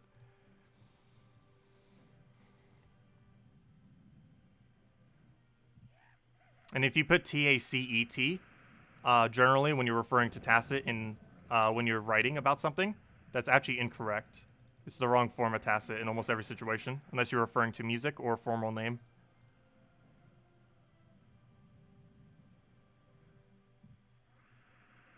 But normally, if you're using the word Tacet to mean its actual definition, almost always, like how it's normally used, which is a lot more common, it's the Tacit version of Tacet.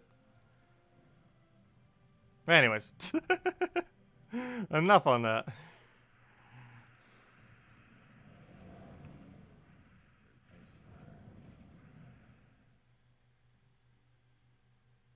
Wait, what was Trade's question? My bad. I didn't see the question. Let's see. What question did I miss? Leave it again. I shall answer it. I see someone answering a question, but I don't see the question. Changing topic. How can you check what mythics are still in the Soulforge drop table, and when does the cycle reset? You could check it through the Terran's World website. Go to terransworld.com. Underneath the section for it. So if we go to terransworld.com and we go over to what was I looking for? Soulforge history. Go under Troops of Soulforge history, and this will show you what cycle you're currently on, as well as when the next cycle will probably end, if you know how many mythics are in the game. So we can see currently that 4, 8, 12, 16, 20, 24, 28, 32, 36. There are currently 36 mythics out of cycle, which means whatever mythics are still remaining that are not already mentioned here are still in cycle. How many that is, I actually do forget how many mythics there are these days. But 36 of them are currently not possible, and that is all 36 that are over here, that you see over here. So any of them over in these mythic sections are the ones that will not be available next week. What you'd basically have to do, there's currently no resource, I don't believe, that keeps track of this, but basically what you'd have to do is you'd have to subtract every single one on cycle 15 from the total number of mythics in the game, or, you know, all the mythics that are in the game, and whatever mythics are still remaining are all the ones that can still occur into the following weeks until we completely run out, and then it'll go back to cycle 16, and then it'll completely reset, and then we can get any of them again. But right now, any of them that are currently not mentioned in cycle 15 could potentially happen next week. It's not guaranteed, but the less that there are remaining, the more likely that it would be the following week. However, there's no way to know for sure, because let's say there's currently 12 mythics that have not been done, and you know exactly what those 12 mythics are. It's going to be 4 of those random 12. You have no clue until Monday which 4 it'll be. The only way you would ever know for sure is if there was literally only 4 mythics left in the cycle, and then we would know the following week what those 4 are. However, I do not believe that's the case right now. I'm not sure how many are still in cycle, but yeah, you'd have to do a little bit of figuring out. So that might take a little while to figure out. However, the info is right there if you did want to figure it out, if you were really adamant about trying to figure what's coming out very soon. But you basically have to reverse engineer it, taking away all the ones that aren't there. Another way that you could do it is search for the troop that you do want with that list. Like, let's say, for example, let's say we want Iron Gut. See if Iron Gut has 15 next to him.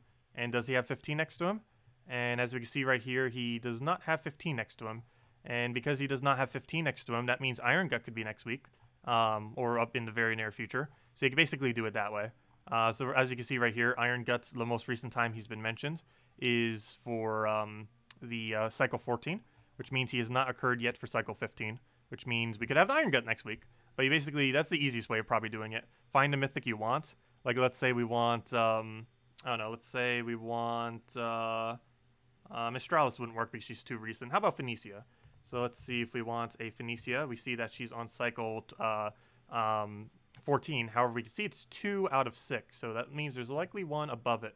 And as you can see, yes, she has happened to cycle. So you won't be able to get Phoenicia for a little while. And you can basically do that with whatever trip you want. How about Ferris Ra? Ferris Ra is kind of one that some people might end up wanting there. So Ferris Ra, we can see that the most recent one was cycle 14. So he is still possible to cycle. Ferris Ra could be next week. We could have Ferris Ra and Iron Gut craftable in 1 week. Who knows? Or it could be a couple weeks until they cycle back around. But that's probably the easiest way of using this, is search for the mythic you want. See if it has happened this cycle. If it doesn't show its number as the most recent on the cycle that it currently is, then that means it can still happen this cycle. And if it has, like, let's say, like a Krog the Dread or a Draculus, then it can't. But you basically just search it like that. And then you'd be able to tell if the troop that you're looking for is or is not in cycle. And if it already happened in the cycle, it's going to be a while. And if it hasn't yet, like Ferris Ra, it could be literally next week. We don't know the exact date, but it will be very soon.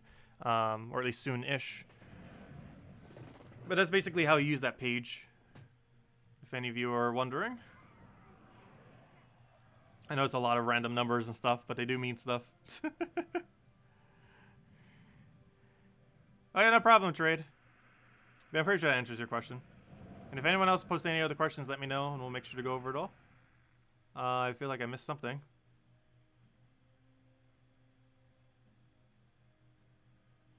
Ha, Paul, was the terror part added because of happy birthday singings? I've actually never mentioned what the terror part is. We probably will eventually. It has to do with writing that I used to do in the past. It's like a whole lore-related thing. It's actually abbreviation for a bigger word. And that bigger word is really, really complex, which is why I have it abbreviated as terror. But it's actually abbreviation for a much bigger word. That has a bit of sentimental value to me. It's a long, long, long story that I will not be mentioning right now. And nor have I ever on the channel, actually. I have never actually mentioned what the terror is for.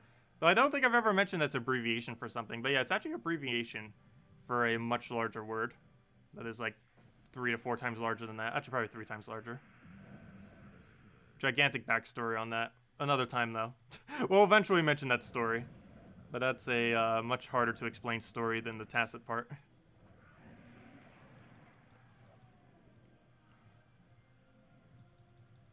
I'll explain it eventually. But another time.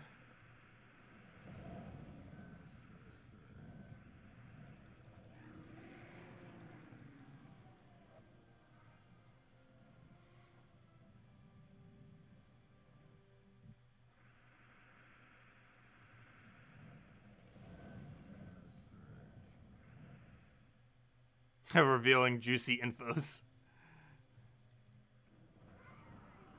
I don't think I've revealed anything to stream I haven't already revealed in the past.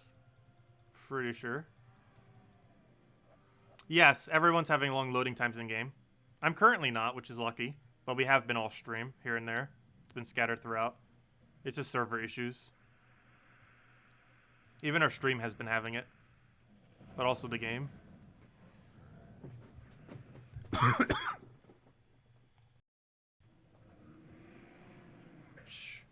Large stretch. I'll take that, take that. Gotta split down. On YouTube? Actually, no. I did look it up. Otherwise, I would have changed the channel name if it did keep demonetizing us. But from what I can tell, the word terror does not demonetize you on YouTube. Because it's under the same category. Terror is... Oh, wait, did stream die? Stream is back. It hasn't died yet. Stream is back. Well, it's still in the red, but it should still be stable enough to show it. Oh, no. Are you guys here? Hello, everyone. We're still here. Should still be good. It is showing in the red. Hopefully, that'll fix in a minute or two.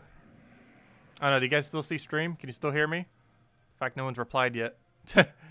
Let's see. Let's keep going. What was I about to go mention? Oh, yeah.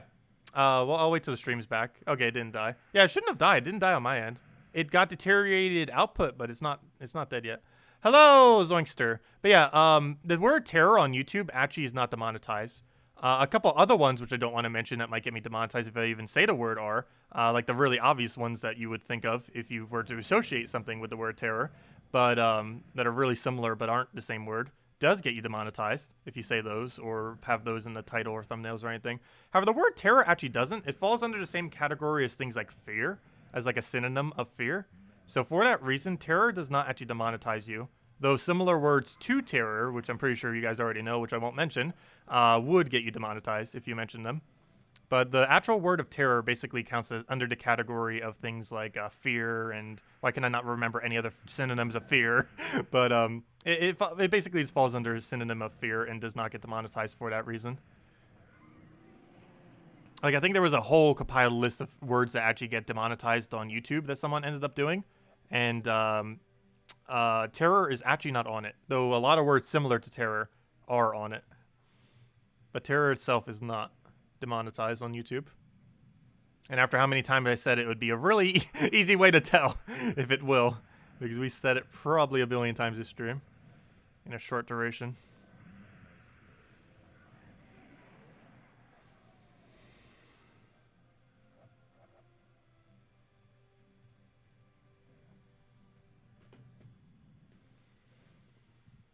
How long are we streaming for? We'll probably be streaming for about another hour and a half or so. I haven't actually ate today, though, so I do want to grab lunch/dinner at some point. Yeah, we'll be going for a little bit. Still want to get at least a Gnome vault key. Gosh, we're still at 0. We started at 138. Are we still at 138? And I just didn't notice it? I mean, 168. I mean, not 138. Obviously, 168. Obviously, we did not get 30 keys in that time. But, yeah, we haven't gained a single vault key yet, surprisingly. Yeah, on my end, it doesn't look like it ever died. Though it did have a few disconnects here and there. And maybe like a short, like, little blip of a few seconds. You got Mistrauss on your level 50 account? Oh, gosh. Nice. Yeah, I think almost every account that I've had has gotten a mythic under level 100. But it's mostly because I played quite a few of them a bit differently. Can you come up with a team that's good for low level? Didn't I mention one? I forget if I did. Didn't I mention a really low level team with her? Isn't it something like Essence of Evil into, like, Apothecary? Wait, does Apothecary feed into her? Yeah, I believe it was, like, Essence of Evil, Apothecary, something, something. Or even Mountain Crusher, Apothecary, something, something. But you could probably get away with Mountain Crusher, Apothecary, Mistralis, and one other option. That one other option depends entirely what that level 50 account has. Maybe, like, a Dragonian Monk so you don't die. Because Mistralis in that early of a game is probably enough as your only damage source. You might not even need a second damage source. So you could use like Dragonian Monk to barrier up or something. Because you might need it against harder pieces of content. Especially if you're doing 3 trophy PvP. Because you need a way to not die. Oh, you don't have Apothecary? Do you have, Yeah, good point. You're at level 50. Might take a few more weeks till you get Apothecary. Let's see. Though, is Apothecary one of the free ones you get from Kazale? I actually forget. Double check to see if you can get Apothecary for free. You might be able to. I believe you can't. There's a possibility that the ultra rare that you get from that kingdom is Apothecary. Let me double check. Let's see. Because you might be able to get it for free very easily. Not what I'm looking for. Not what. Please click the right one. Is Apothecary? Yeah, you can get Apothecary for free. If you don't have Apothecary, go get like 30,000 gold. Actually, I think it's less than that. How much is that? That's like 16,000 gold. You probably have 16,000 gold. You can get Apothecary for free. Go to Kazale. Go and unlock the kingdom. And then go put enough gold in it to get level 4. You get Apothecary for free. I never did do a video on that, but there's a lot of free low rarity troops you can get as of about a year ago by leveling these things up. And yeah, Apothecary is one of them, and probably one of the more noteworthy ones too. But yeah, you can get Apothecary very easy. So if you don't have her, just go get her. Like the amount of gold that will take is less than an hour. You can get that by the end of this hour at 100% chance. A copy of Apothecary. But yeah, don't forget about those. I'm pretty sure most newer players don't know about them. But if you're like a player who's making a second account, don't forget that there's a lot of free low rarity troops that you can get from kingdoms now just by putting a small amount of gold in them. You can get to Kazale by level 50. You can get to all kingdoms by level 50. Though it depends how much gold you have. But it is possible. Kazale unlocks, I believe, at 30 or 20 something. As far as what level you can start accessing it.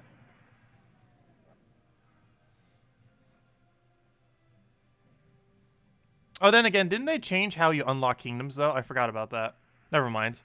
My bad. Yeah, I forgot. They changed the system for unlocking kingdoms. You know what? I don't think I've ever actually made an account since they've changed the system to unlocking kingdoms. They did that about a year ago.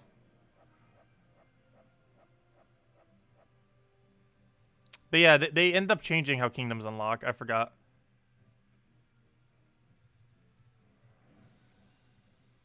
They did that about a year ago when they also made those changes.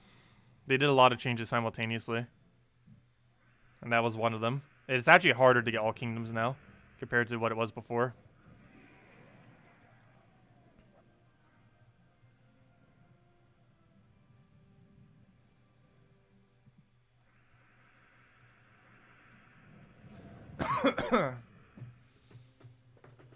No, the Switch account was made prior. When I say a year ago, I actually mean more like 8 months ago. There were changes that was done, I believe, of summer of last year that ended up changing things. It was before they did the scrolls, but after they did the star change thing. All right, or were they both at the same time? But yeah, it happened around, I believe, September. It was like August or September is when they made those changes. And the Switch version was in April, and that's the last time I made a new account, was last April. Actually, it's almost 1 year mark of our Nintendo Switch account. It's also almost the 4-year mark of the channel as well. I believe the 20th is the 4-year anniversary. Let me go double check. Let me go, there we go. We got 2 dislikes. Keep them rolling in. Thank you. Your dislikes empower us. Likes empower us more, though. Let's see. That's not what I wanted to check, though. What I wanted to check was an easy way to get to my channel. There we go. Thank you for the dislike. Greatly appreciated. Let's see. Let's see. Someone added one. What am I looking for? I am looking for, when did we start this channel? What do we need? We need, why did I click most popular? I wanted oldest, not most popular. We started this channel on the... As far as when the actual date that I consider the actual start was when we started doing videos every single week. And the actual start of this channel that I consider the start is April 23rd, 2016 was the actual official starting date of this channel, technically. So yeah, it's right around the corner. That's 2 weeks from now, or 1 day less than 2 weeks from now. So that's what, 2 Thursdays from now then. So yeah, that will be the I almost just said 23rd anniversary. That'll be the 4th anniversary of this channel then, officially. So yeah, that'll be pretty cool. That's when we did the first ever event week video. Was April 23rd, 2016. And that's technically when I consider the start of the channel, because that's when we started making regular content. Prior to then, it was basically this YouTube channel, even though it shows it was made like a year prior. Prior to that, I was only using it to comment on YouTube stuff, and the few videos I did post was just like random stuff. It wasn't like an actual designated channel to anything. That was the day that we actually like designated to, okay, we're gonna do this every single week forever, for the whole duration of this game. And that's when we started doing the weekly event objectives, like we do every Monday, or hopefully every Monday, you know, around that time. Yeah, that's when we started doing those. Was on April 23rd, 2016. I should go rewatch that entire video as a video at some point. Some people always do that, like the very first video. like doing rewatching it. We might need to do that at some point. Be more better for a 5-year anniversary. Oh gosh, well maybe you won't get code. Stream just died. Just kidding. We'll be back in a second. Stream is back. Stream is back. But yeah, let's go ahead to the code before we crash again. No, but let me go grab one of our codes from our previous section because Salty did give us more codes, so we're not going to run out. So that's nice. Thank you, Salty. Next time I see Salty, I need to go say thank you to her, though she's probably not streaming till Monday, so it might be a while. Now I just need to find where the next code is, and the ones I haven't used yet should be this one. It's either this one or the one below. Just double checking, just in case. And it's the one below. But I just wanted to double check just to make sure we didn't skip one. So we got 2 more from the previous section. We need to go hand out a little bit later. Well, go for that. Go click refresh. Go put that over there. Go paste. Go copy the whole thing. And here you guys go. There's the redeem code used on gemsofwar.com for the game code section. Enjoy, everyone. But there you guys go. There's the redeem code. Your invite code can be found underneath your settings menu. Whatever your game says in the bottom left right over here is what you put in for invite code. Redeem code's right over there in chat. Just copy paste the random numbers and letters, starting with MXM, all those random things. And give the same reward as always: 2 treasure maps, 1 gem key, 200 souls, and 2,500 gold. Enjoy, everyone. Let's see. How do you get King Iron Gut? You have to get him from Soulforge for 4,000 diamonds is the main way that you would end up getting it. So the demonetization algorithm works like an AI with a thesaurus. That seems funny. Does it?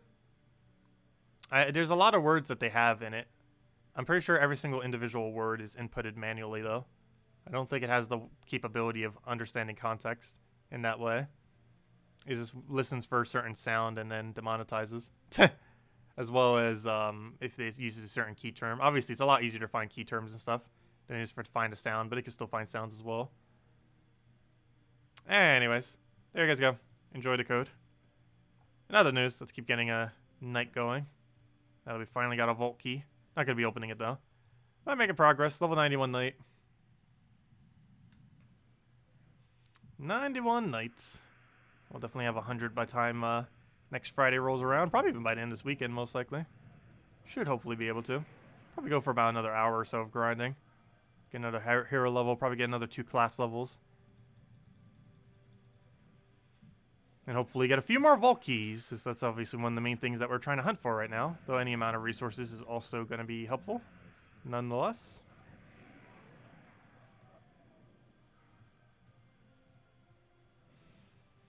Do you save the keys for another event? Yeah, you should always be saving your keys for upward events normally. Earlier on in the game, you tend to use almost all your keys immediately, with the only exception being event keys. However, this is a pretty good week to use event keys. You don't always use them every week. However, this is a Dragon's Claw week, and you can get Dragon Soul if you don't already have it. It's a really good soul farmer while having insanely high damage for early game.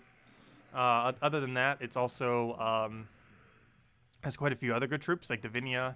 Element Grim's not half bad. Dragonian Monk's pretty good for early game. Dragotar's pretty good for early game. There's a lot of pretty decent stuff in the drop table. Not to mention we got a new legend. So even for endgame players, it's still worth using event keys this week, which is almost never the case for endgame players. But we got a new legend this week, so you'd want to open some amount to at least get a copy of it, if not multiple to get it maxed. I personally went and opened 50, got 2 of it, and then just use a blue orb on it. However, you can also just keep throwing keys until you get it mythic. Oh, you meant the vault key? Oh, I'm hoarding vault keys.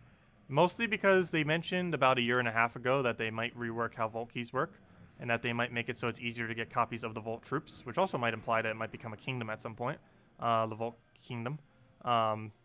But basically, they'll likely be making changes. They'll make it easier to get all the copies of the troops, probably with multiple drops or difficulty options that actually give you better loot, because the current difficulty option does nothing. It just makes it harder needlessly without actually giving you better loot. But they are likely to make it more high risk, high reward if you so choose to take that risk on vault keys whenever they make those changes. If they're ever going to make those changes, who knows? I'm not sure if they will be anytime in the near future. But it was technically within their plans. If it's still within their plans, who knows? Especially with everything that's going on these days. But it was mentioned that there is a possibility that they will be doing it. But only time will tell. But that's why I'm hoarding all my vault keys, if anyone's ever wondering.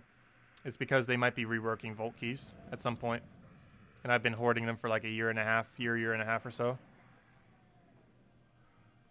What is the value of 300k gold keys? Its actual payout value or its potential value overall? Generally, gold keys is based on... Its value is based on how often it drops gems. And if I'm not mistaken, every 100... What was the breakdown on it? Every... Yeah, every 100 is worth 1.5 gems or so. So, what does that come out to? I forget the exact gem that that 100 comes out to. Well, it's 1.5. I mean, hey, let me just do the math that way. I was going to say if you were to do it down to a single gem or a single gold key. But let's go and just take the number they have. So we divide 307,000. Divide that by 100. And you then times that by 1.5.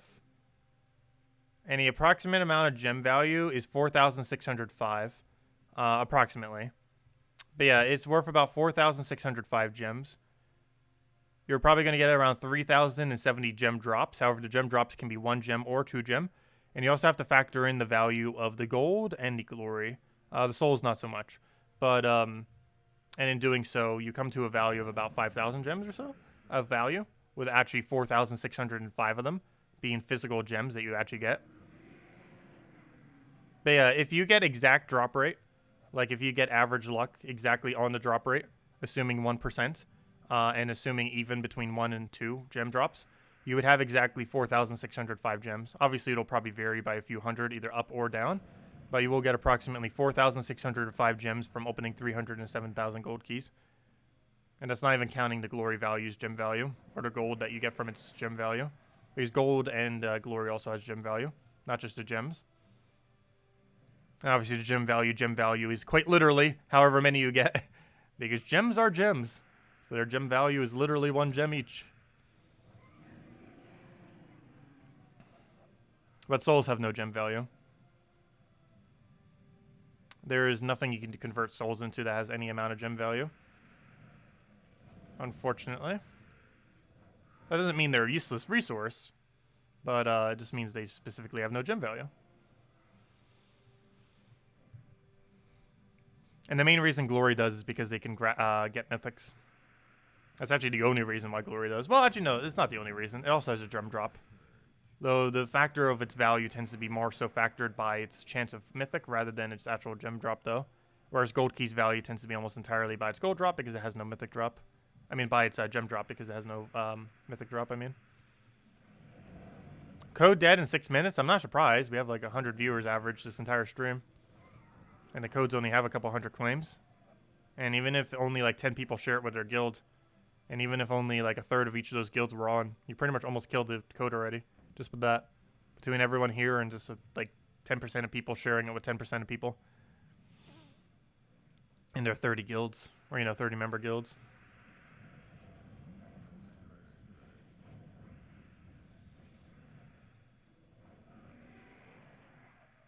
What is the best way to farm keys? Best way to farm keys is Vault Event. the thing we're doing right now. Because it gives you all forms of keys, not just Vault keys. It gives you gem keys, gives you event keys. And if you do get Vault keys have the chance of giving you gems, which could buy more keys. Or you can end up getting event keys or gem keys from the bigger drops within the Vault keys.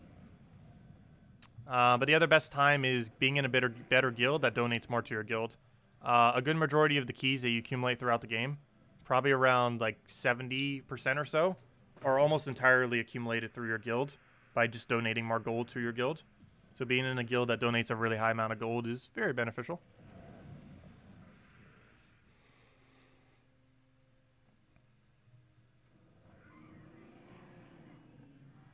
Oh yeah, make sure, especially with how laggy servers have been and everything, which has been making a lot of the stream lag behind a little bit. Make sure the red, the button next to the live button is red. If it is like grayed out and not red, like it should be really noticeably red. If it's not red, it's is behind. So make sure to click the live button and it'll move it back up to live. But if it is red, then yeah, it should be live. But yeah, it basically looks like a little gray circle, and then when you click on it, it should be a little red circle to make sure that it's actually live. And if there's not a little red circle there, that means it is behind by some amount. Possibly minutes. What is my yellow Guild defend team? Good question. I have no clue off the top of my head. Let me go check it. That reminds me, I'm not using the right metal setup for it right now, given I'm using armor. Whoops. Salty let it slip on giving Kafka instructions that she allows 300 redeems for the regular codes. We already knew that. We already knew that's 300 claims. That wasn't actually a slip. It was just her reconfirming it on accident. But yeah, they have 300 claims, which is what I just mentioned right when I said the claim thing, is that they have 300 claims. That's why when we have 100 people here, they go so quick. Anyways, what was I doing? We were doing Yellow Guild War Defend, someone wanted to know. My current Yellow Guild War Defend is Wild Fang, Fist of Zorn, Tanya, and Wild Queen. Wild Fang has double damage on Skull to yellow and triple damage on ability to yellow. Fist of Zorn denies yellow and converts it to skulls. Tanya is just for stunning and doing some damage, and it has a Wild Folk synergy. Then we have Wild Queen, which is this Wild Queen stuff, which is just hits a bunch. So I'm kind of surprised. We got a 0-4 over here and a 0-4 over here. So far our anti-red team and our really annoying, most annoying team in the entire game, Life and Death Orb Weaver team, have the best 2 win rates, with the Orb Weaver being the absolute best, winning 3 of its 7 battles. So that's almost 50% win rate right there. And yeah, this was at 0 surprisingly. But I am running a different metal setup. I'm almost not running Frost Mage. I almost feel like I should just run Frost Mage every single one. However, this does still start with Freeze. And then we have Frost Mage tomorrow with some standard goblins, just with not double truffle because it denies you. You lose points if you use defend with multiple of the same. You're allowed to offensively use the same multiple times, but defensively you're not allowed. But yeah, how are we doing on ranking so far? We're more towards the bottom, but I believe we're a little bit lower on our battles right now. For example, they're at 140 out of 150 battles completed, whereas we're only at 92 out of 150. So even though we are very low in this bracket, that doesn't actually mean we are very low in the bracket. Just because we have quite a few battles that have not been completed yet, that will be completed most likely very soon. But yeah, even though it looks like we're down, we're actually not that down. Even though it looks like we're going to move down a bracket. But that is likely not going to be the case because you just can't see how many battles are done. If you can see that the battles are done, we are probably like at minimum in the middle, if not a bit higher. I think we're as high as like top 2, top 3 actually. Well, we'll see. Anyways, let's keep going on Zacian. Keep getting that loot. I want to get at least one more Vault Key to stream. Come on now. Can't get only one. Do you want to drop us the Vault Key? You know you want to. You know you want to. Please give us the Vault Key. The shiny Vault Key. Vault Key, go. Nope, only gold. How awful. We don't need more gold. Especially not that small amount. Yeah, they have done codes with higher redeem amounts. They also technically have the capability of refreshing any code to be a higher redeem amount. So they could give out a code during a stream and then refresh it. Anyone who already claimed it wouldn't be able to take it. But they do have the capability of refreshing codes. How many fights are per player level? Well, it depends what kind of battles you're doing. With what we're currently doing, we're getting 1 EXP each.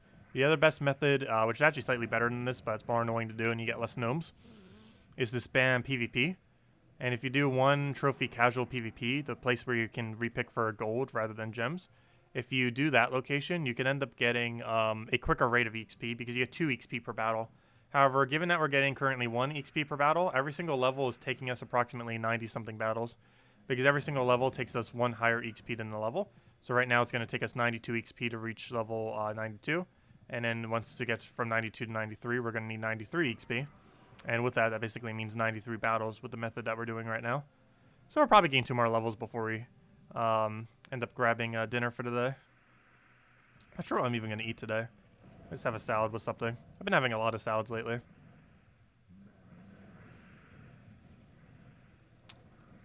Maybe I'll go bring out the Ring Fit Adventure. I've been using the treadmill a little bit since I can't really walk around. But I haven't been doing Ring Fit Adventure that much lately. I need to. The only problem is you can get really sore from it. It's because of how much you have to move for it. It does a lot of movement I wouldn't normally do, like, ever. A lot of people probably wouldn't even do ever. That's an interesting workout kind of setup.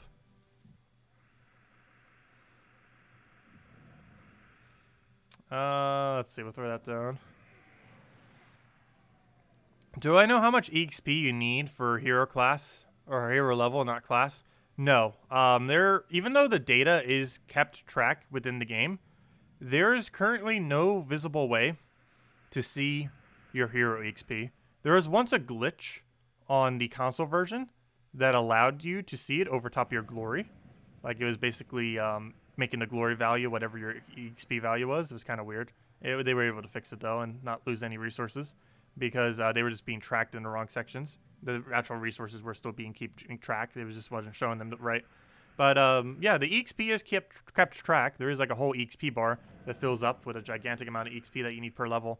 However, that data is nowhere as visible within the game, which I always found kind of weird, especially since we actually get physical EXP number drops. Yet, there is no EXP bar numerically in the game, even though we get actual EXP drops. Why this is, I do not know. It's very strange. The game keeps track of it, obviously.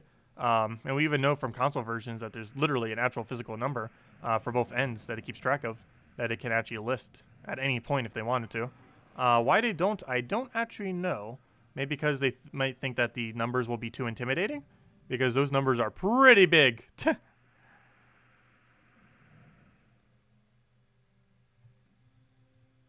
Getting sore from exercise, who would have thought? I know that's a thing.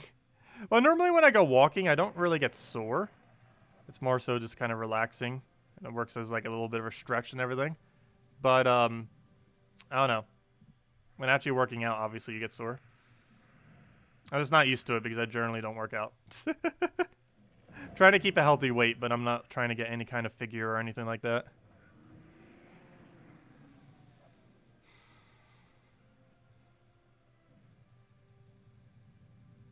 Though technically I am in the overweight category. I'm 6 foot but 200 pounds right now. I believe I'd have to get down to 170 or 180 to not be considered overweight. It's not considered obese or anything though.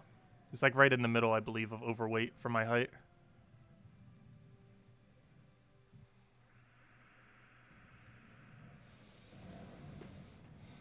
Let's see. We'll take that down. But yeah, I believe I would need to get down to at least 180 to be not overweight. I forgot what the exact number is. It's like somewhere around 170, 180.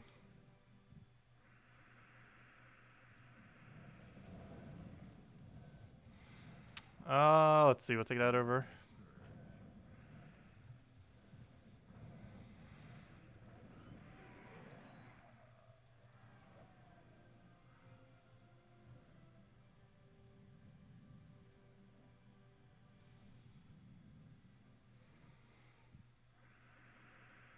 If I'm overweight, then you're a one-leg pirate.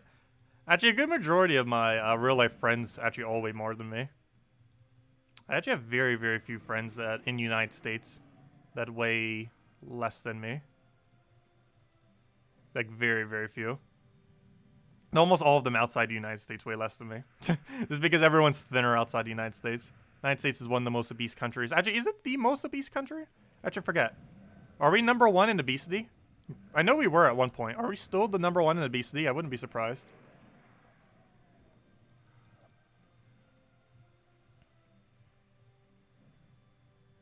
But I've never really been out of the country. I've been in Canada, but that doesn't count. It's basically America 2.0. It's just an extension of America by a different name.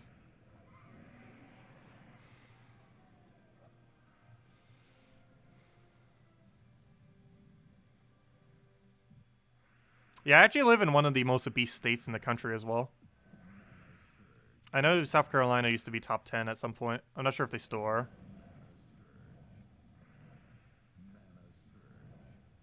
And the main reason for it is the lack of wages across the entirety of the state.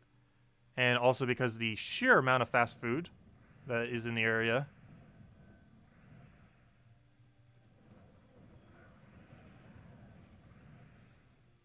Like, there are about 30 fast food places within a mile of me or so. Let's see. There's Burger King. Let's see if I can count them. There's Burger King. There's 2 McDonald's. There's a Wendy's. There's a Hardee's. There's a, I'm not sure if we should really count, like, family-owned areas. But if you do, you add, like, 5 or 10 to that number. There's several other restaurants. I don't know, try to think of more fast foods. I'm pretty sure there's another fast food near me. Taco Bell's further than a mile. Alright, maybe there is only 5. There has to be a few others. KFC, I think. What's next to KFC? There's another one literally right next to KFC. What's next to KFC? Maybe it was the Hardee's? Then there might be 2 Hardee's, one in both directions. 7. I don't know, I need to look up a map. There's a lot. If you count actual food places to eat, it's probably around 30. If you count like every single food place that's within a mile. If you're just counting fast... Oh, hey, another Volkey. Nice. 2 Volkeys so far. But if you're counting just fast food places, I believe it's actually around 7 or so. I know, it's people's own choice. But the problem also is that grocery stores don't necessarily carry a lot in some areas. And while mine are kind of okay here, if I go a little bit further for groceries, which I generally don't, unless I was to drive out there, or, you know, to be driven out there, because I don't drive, personally. But, in those instances, it's actually hard to find some products in quite a few of these places. Like actual healthy things to eat from a grocery store, which is kind of weird. Not necessarily a food desert in that regard, but a sense of a lot less option than what exists at other places. There are quite a few stores that are actually like that. And some areas are like that for miles upon miles. And there are places in South Carolina that are like that. My area is not that bad for it. However, there are a few locations that are. Like, especially when you get more to, like, the farmland area. Oddly enough. I know, that's rather ironic. But mostly because most of the farmland is for cattle and other things. Not for actual, like you know, food. Or, you know, when I say actual food, I mean, like, vegetables and stuff. Because most places that do cattle will ship it to other places. It doesn't necessarily stay in the state.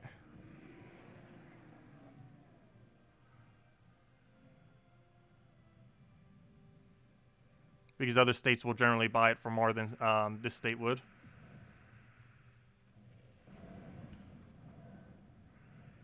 And regardless, they would sell some amount of their stock to other states.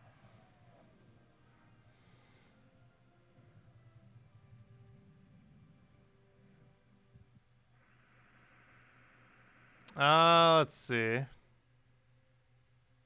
But yeah, for a lot of people in this area, due to how little they make, they pretty much only have to eat fast food.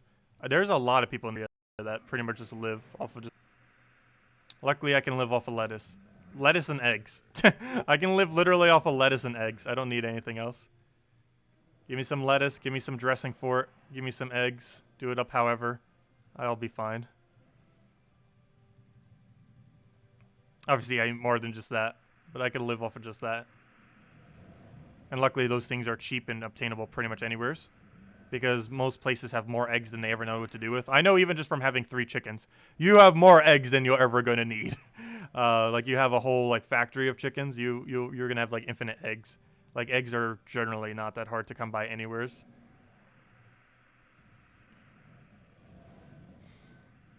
Let's see, we'll go for that. I do have a friend that hates eggs, though. Maybe we should start liking them. Because I think he's like 280 pounds or so. And that's after losing weight. Let's see. Go for split damage there.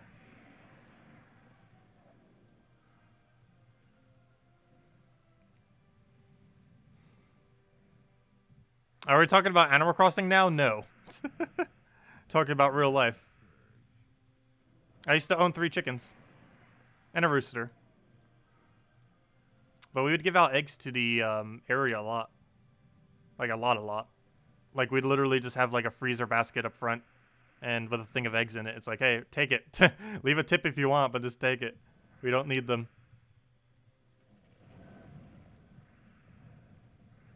And they were nice organic eggs. Same day delivery. And I miss having chickens. If I was to ever get a pet again, I'm going to get some chickens. They are adorable. I'm probably going to get 3 chickens again. Probably not a rooster because they're ridiculously annoying. But I'll probably get 3 chickens. And a rooster doesn't really have much value. It just supplies you with a very annoying alarm clock that your whole entire town will hate. That might not even be legal in most towns just because of how much noise they make. Whereas chickens don't make much noise.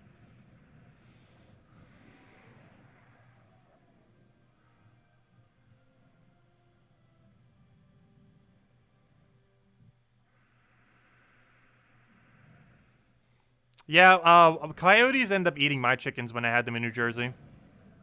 The state, for whatever reason, thought it was a good idea to release coyotes to deal with the deer population rather than extending to do more hunting. And then the coyotes went for everything but the deer. They went for people's dogs. They went for horses. They went for chickens, unfortunately. But they ate everything but the deer. They didn't go for humans, though.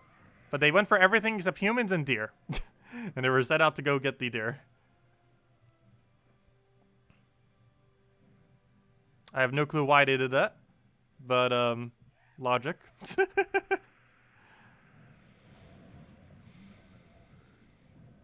Yeah, all 3 of the chickens and the rooster died to a coyote. 1 at a time. It's kind of weird. You only went for 1 per night.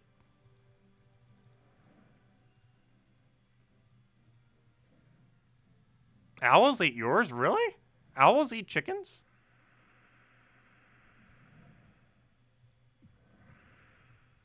They're about the same size. I guess owls have sharper talons, though. I wouldn't really expect the owl to be able to take out a chicken.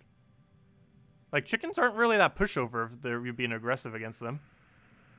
Like, they're not as aggressive as other birds, and their beak isn't that sharp or anything, nor their talons, but, they'd still be able to, like, kind of defend themselves a bit, I would assume, against an owl. Especially if there was multiple of them. Like, a chicken won't just watch another chicken just be mauled to death, most likely. Chickens are mini dinosaurs. I know, that's why they're so adorable. All birds are technically mini dinosaurs.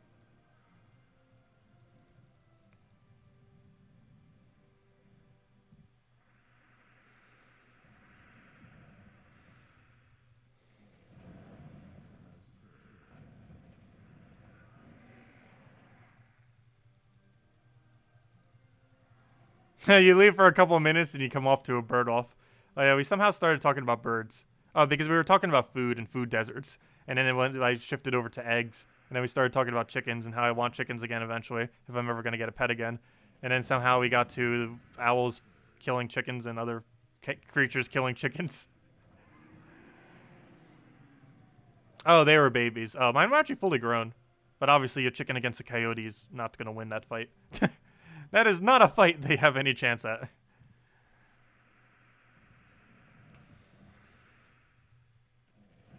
But that would explain why the owl won. I was going to say, a fully grown owl against a fully grown chicken should not be able to win. But if they were similar, that would explain why.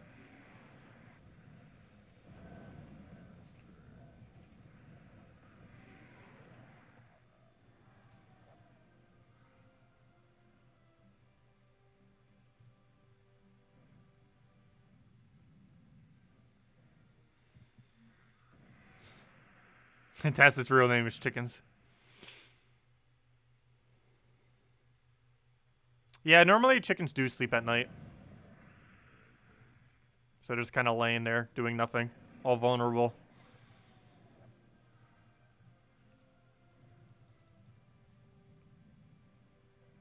They have a really similar day-night cycle to that of...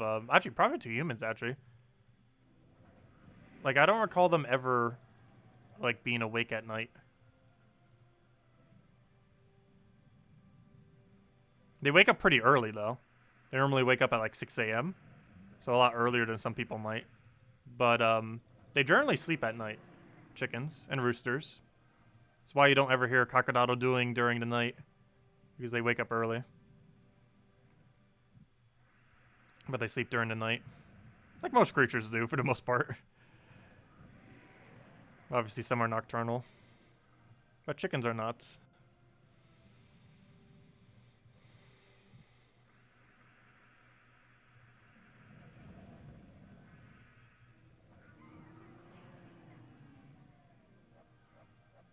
They have horrible night sight? I did not know that.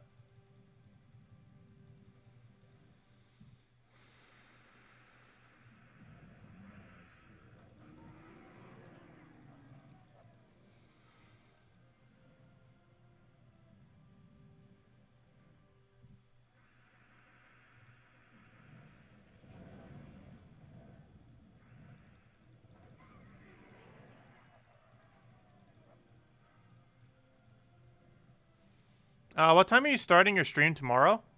The Gems of War stream? We're doing a Gems of War stream. We're not doing a morning Gems of War stream. The basic game plan for tomorrow is going to be Animal Crossing. Probably starting around 10 to 12, kind of like we did today, sometime in there. Go until about 6 or 7. Eat. And then switch over to Gems of War at 8. And then at night we'll be grinding out Vault Event, of course. This is the main thing we'll be doing. And Guild Wars, of course. Yeah, we don't have a morning Gems of War stream. We probably won't be having Saturday morning Gems of War stream for a little while now. I'm not sure when we'll have the picking back up again. We'll always have the Friday one, of course.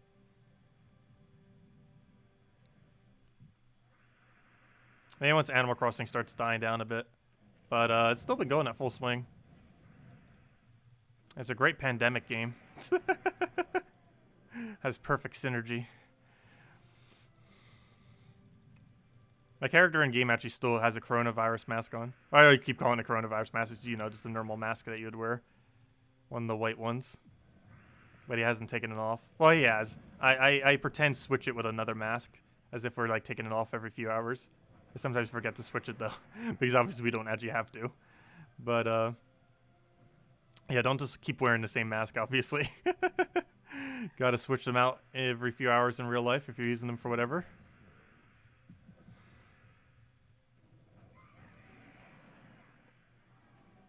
No problem, Yavit. Glad I could help. How much was it, by the way? I believe it retails for like 180 or so. But during sales, if you you can sometimes find it a little bit under 150. I did buy mine for full price. I think it was like 200 bucks actually, but I was able to write off the tax. It was like 180 plus tax.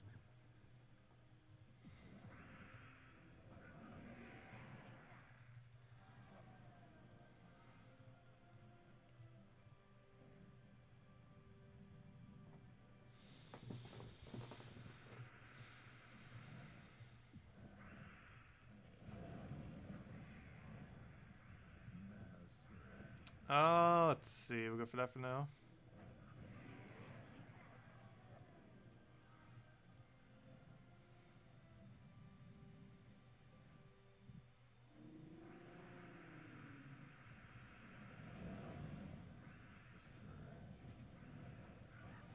So I really wish they would have given us a better reward off a bunny nog. We're only getting 50 souls per kill. 500 gold would have been very beneficial. Oh, it's 60 something. That's not too bad then.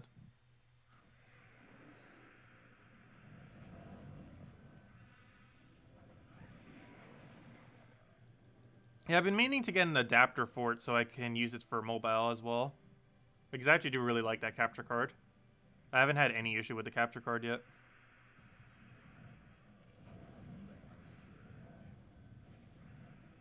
But I need an adapter thingy so it works on mobile. Because just hooking it up to mobile doesn't seem to work on my mobile device. Even with an adapter. But I need another separate special adapter for it. I forget what it's called. But of course you mainly only ever use it for consoles. I just use it for my Switch, obviously. Whenever we do Animal Crossing or any other game that's on Switch, I just use that capture card. Always works pretty smooth. And it can record up to 1080p 60.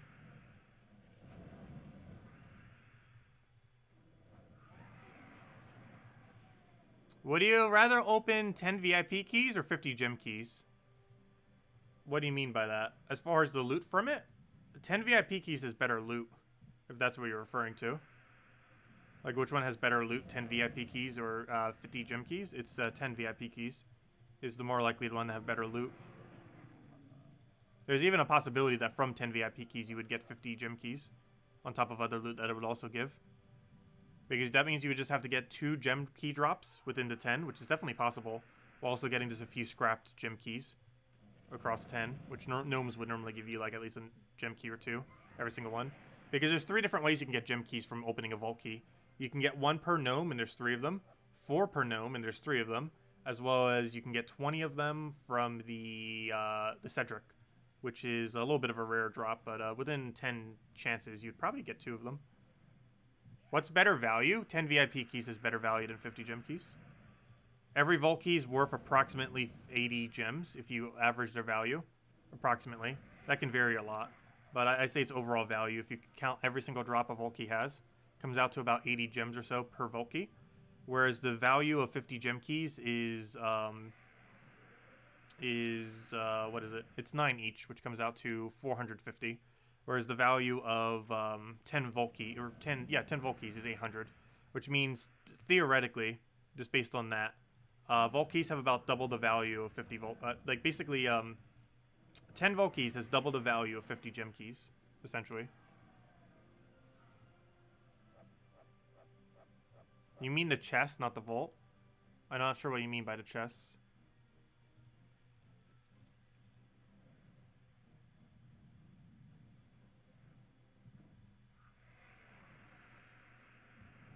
Wait.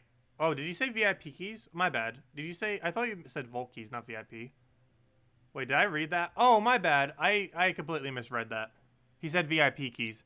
My bad. 50 gem keys is better value than 10 VIP keys. My bad. I read that as vault. I have no clue why I read that as vault. My bad. No. 50 gem keys actually has better value. You should almost never buy VIP keys in bulks of 10. Yeah, you should always just be doing gem keys instead. The only exception to this is 10 VIP keys theoretically has a slightly higher mythic drop rate than 50 gem keys. The 10 VIP keys, that is. However, you generally only ever want to buy them in 50 bulks. And you only ever really want to do them in order to try to get mythics. VIP keys do have a higher chance for mythics. However, if you're wasting that gem value by doing 10 rather than the 50 on the gem keys, you actually get better overall loot from gem keys. Because you're getting way more drops. And while your rarity drops will be higher from doing VIP keys, the sheer amount of drops that you're going to be getting from the gem keys actually outweighs the VIP keys in many situations. Unless you're really looking for a mythic, you almost never use VIP keys. Because gem keys actually have better value in most situations.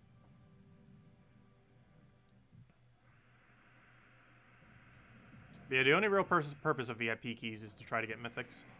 If you really want to try for one. But more often than not, unless you have every single ultra rare in the entire game maxed to mythic, then gem keys will always be better than VIP keys. Only time that tends to start shifting is once you finally have every ultra rare in the game to mythic. And if you're not at that point yet, gem keys in big bulks of 50 are still better. Hello, Abby.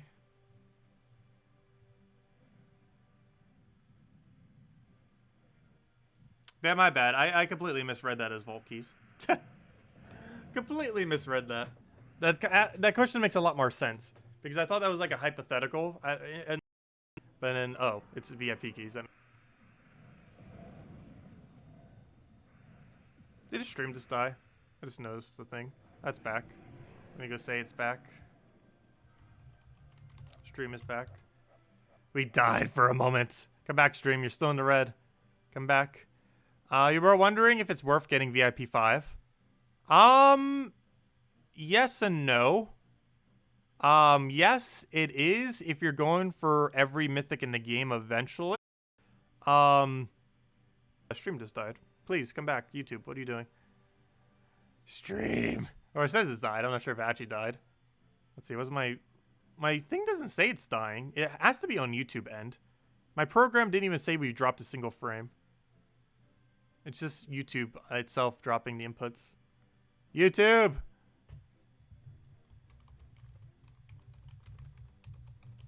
Okay, are we almost stable?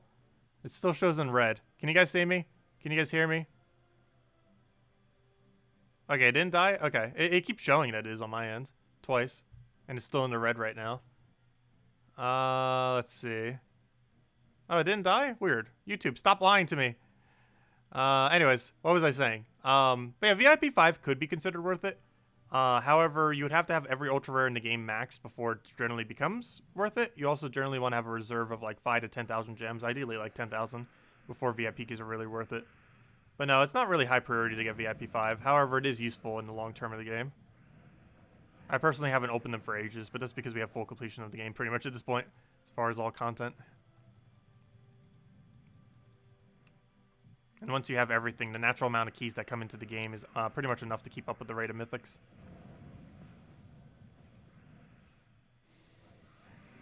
Yeah, I did like a quick double def this stream. Not sure if it went down for everyone. But on my side, it showed it did for a moment. But anyways. So what were we just talking about anyways? I'm not sure where our random conversations were going today. Or what it was going to right now. But if any of you have anything you want me to chat about, let me know. We shall do so.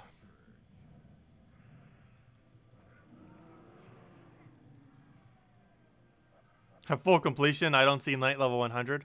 We're getting there. After this final hero class gets added to the game next week, we'll start pushing to all hero classes maxed very soon. Because once we don't have to worry about any new ones, we'll be inching closer and closer to max. Probably this summer we'll have every hero class maxed. I'm not in like a rush to get there. Once we start seeing some level 20 kingdoms, probably. But we don't really have an immediate need to have level 100.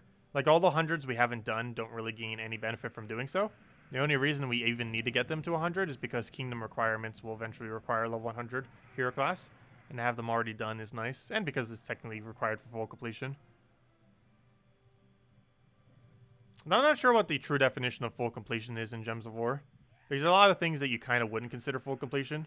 For example, most people don't consider the two $50 pets to be needed for full completion. Even though we have one of them and not the other, though we'll get the other one eventually. I've just been waiting for it to go on sale. It's never been on sale. It's always just been 50 bucks, which is a little pricey. Or a lot pricey. But there's quite a few things that aren't considered it.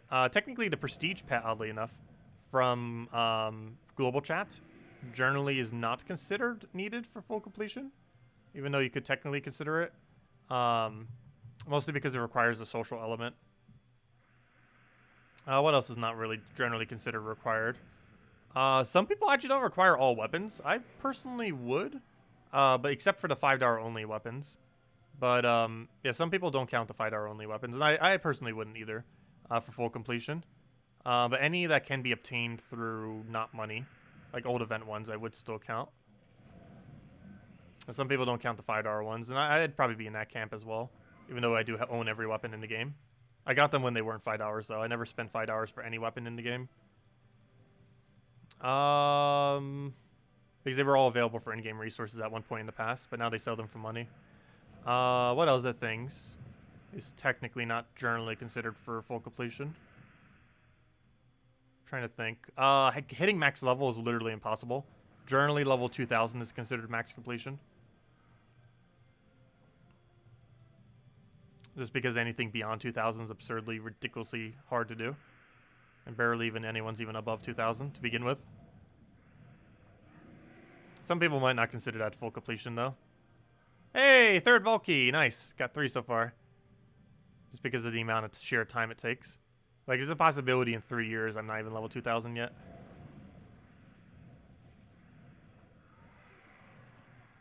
No, it really depends what you consider full completion.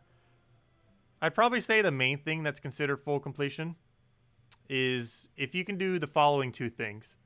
If you own every troop in the game, and if you, every troop in the game and every kingdom as highly starred as it can possibly go, is probably what I would consider full completion.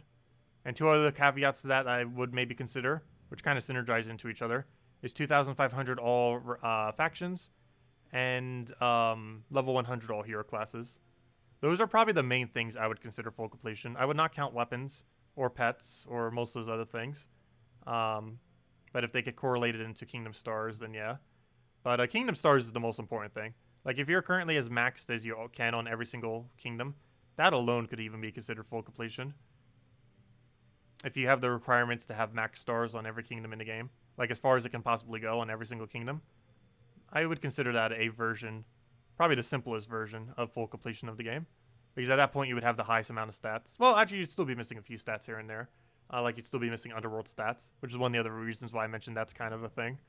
Because to have max stats, you would need... you would need the following things. Well, I guess theoretically pets would come into in some situations. But to have max stats, you would have to have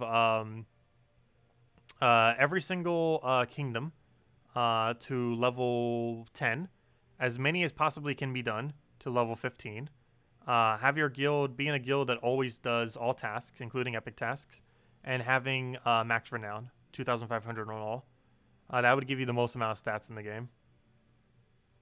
And that's basically a combination of kingdom stars, kingdom level, just being in a good guild, which if you're that progressed, you probably already are, and having max renown. And theoretically, I would say those are the biggest things for full completion, because they actually heavily affect your capability of winning. Well, maybe not heavily affect, but you know, there are more stats, which correlates to being able to do things easier within the game. So anything that's related to that are like the primary full completion requirements, I would say, is whatever gets you to max stats in any point in the game. Theoretically, golding all of your troops would be 2. However, it is absurdly hard to gold every single thing in the game. Not a single person has done it, nor will they ever. It takes way too long amount of time. They never intended for anyone to max out everything in the game with that new system. They even mentioned it. They might add some more methods to get it in the future, but getting them all max is likely to never happen.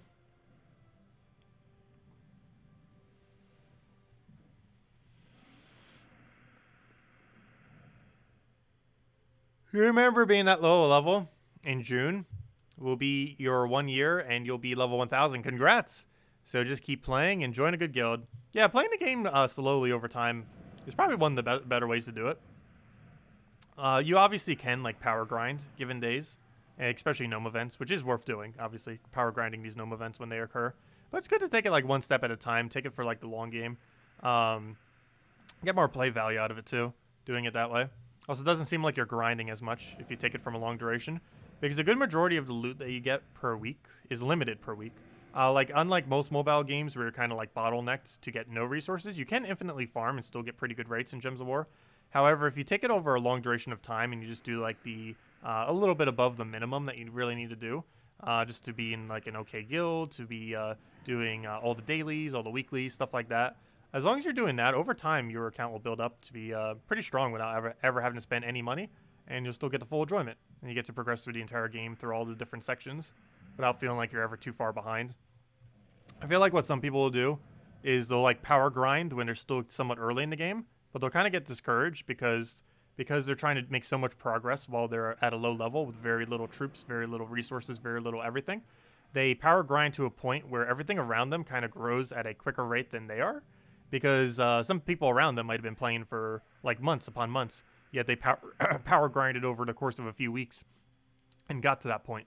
So they have less than the people that have been playing for a few months, even if they're both fully free to play. And I feel like that might be one slight trap that people fall into with this game, is that they might play too much initially. Because, of course, it's a pretty fun game, obviously. And you'd be pretty excited, at least initially, to play a lot. And I feel like the issue is some people might actually play too much initially, which puts them in a bit of a bottleneck if they can't get into a better guild. Because playing too much combined with being in a smaller guild is a really bad combination, actually, for your overall resource gains.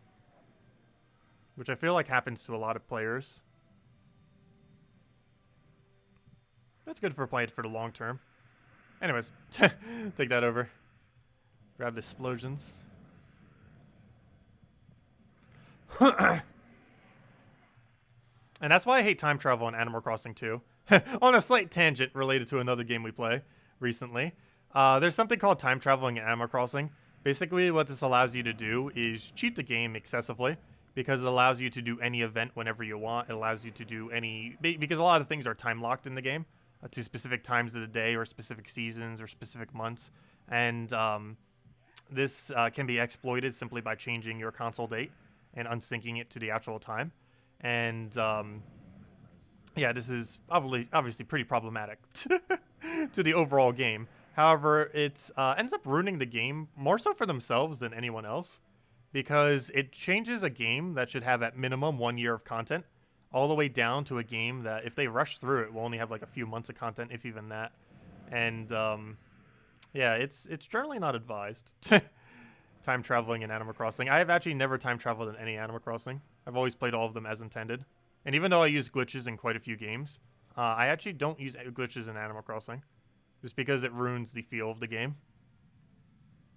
Like, I didn't mind it for Stardew Valley and quite a few other games, but Animal Crossing is one of the ones that you should actually play pure, just because it really ruins the experience otherwise. Hey, level 93 Knight. Nice. So 3 Vault Keys and 93 Knight. Making progress. Get in there.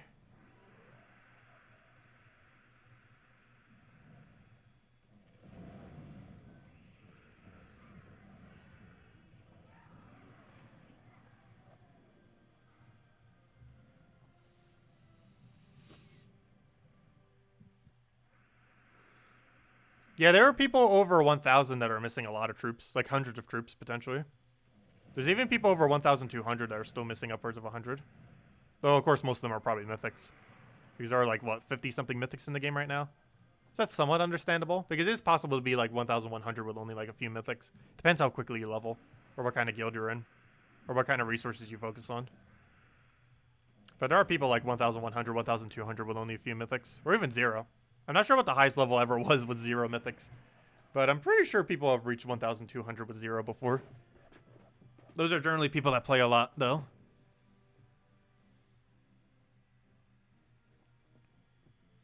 Yeah, we'll be playing Animal Crossing again tomorrow. We'll be starting around the same time we started Gems of War today. Probably around noon tomorrow. Maybe a little bit earlier, but probably noon. Sleep in a little bit. That's why we started at noon today. Just wanted to sleep in a little bit. Got to catch up on sleep. My sleep schedule has been really weird as of the last, probably about a month. Even a little bit before Animal Crossing start. But then Animal Crossing made it even weirder. But, the last month or so. Trying to get it back on schedule. I will throw that down. It's also why the Monday video has been off lately.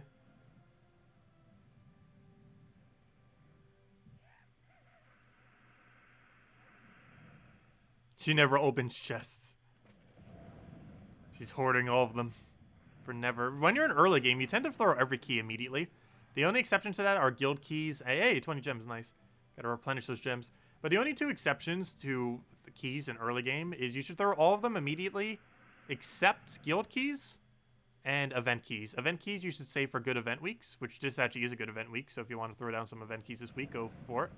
But you want to save it for good event weeks, which we go over every Monday video, if you don't know if it is a good week or not. And guild keys you want to save for when you get either into a guild that can easily do 40,000, or at absolute minimum, you want to wait until you have a 20,000 chest. Though it's easier than ever to reach a 40,000 chest, so I would honestly just hold all your seals until you can get 40,000 chests.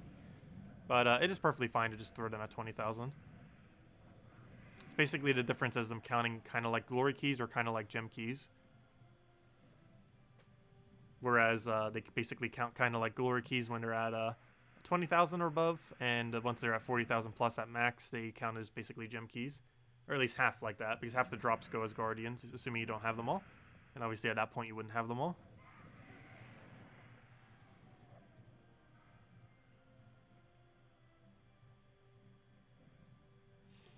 You played a ton and got to level 1,000 in less than 2 months. And now you're level 1,140 and own 9 mythics. Nice.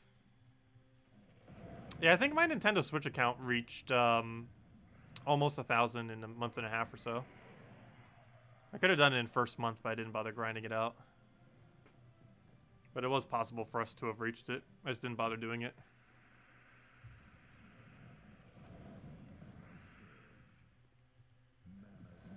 There we go. Get a ruin in there.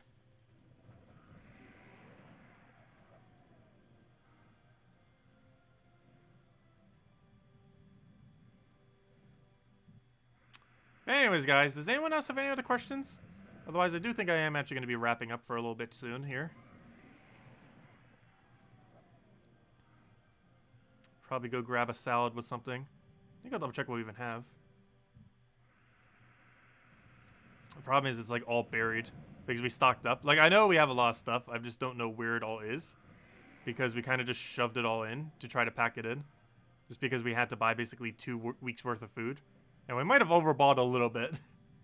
But I basically bought 2 weeks worth of food and just kind of stuffed it all into the fridge and freezer.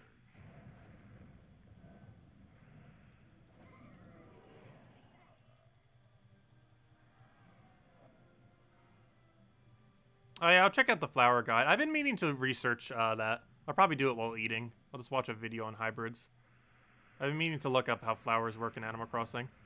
I never actually played in Animal Crossing till New Horizons that actually has the flower mechanic in it.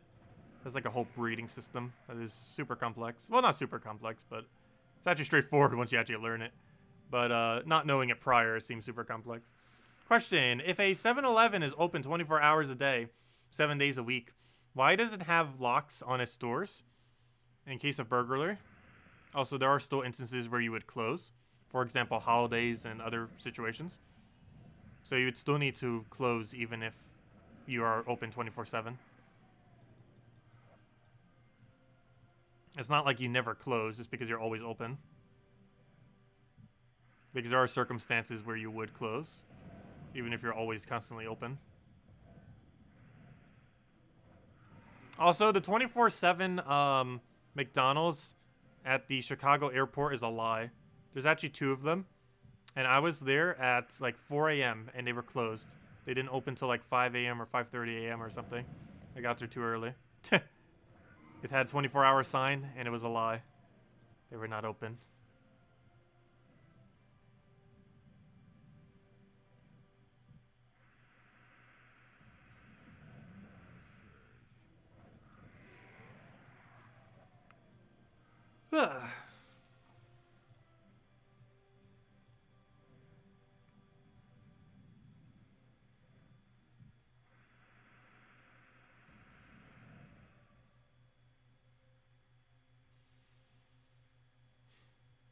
I've seen 7-Elevens that have been closed.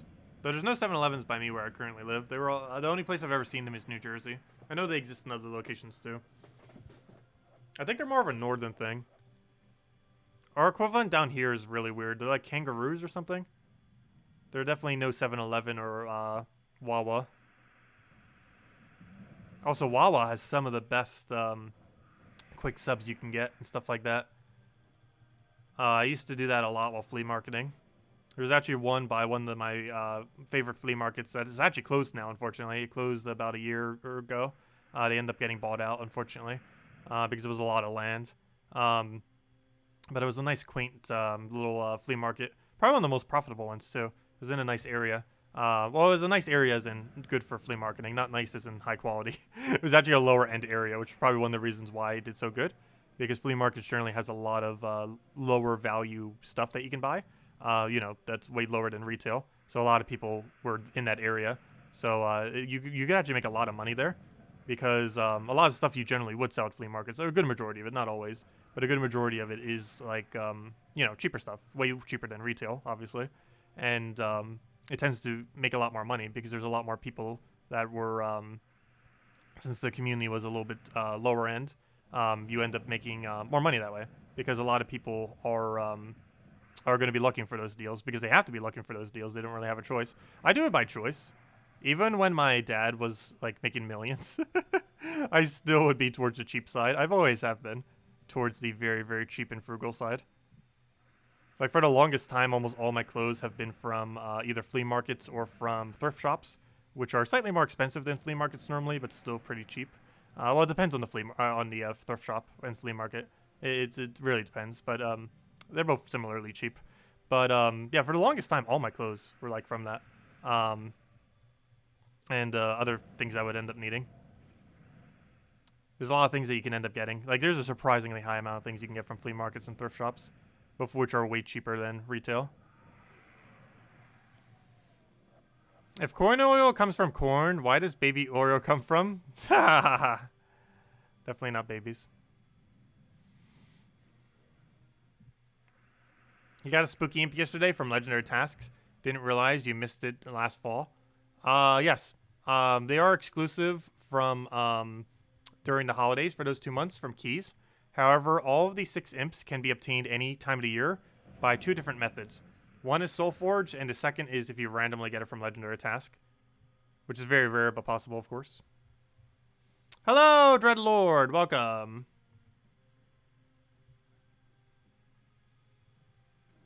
That reminds me. Someone was saying they were crashing when they were switching their metals earlier. I saw that comment, but then never did anything to it. Let me see what happens if I try changing my metal. Oh, it works. Weird. Yeah, someone said they had troubles changing their metal. It was like kept crashing or something. That's weird. I'm having no trouble changing my metals. Yeah, I'm not having any issue. Not sure what was up with that.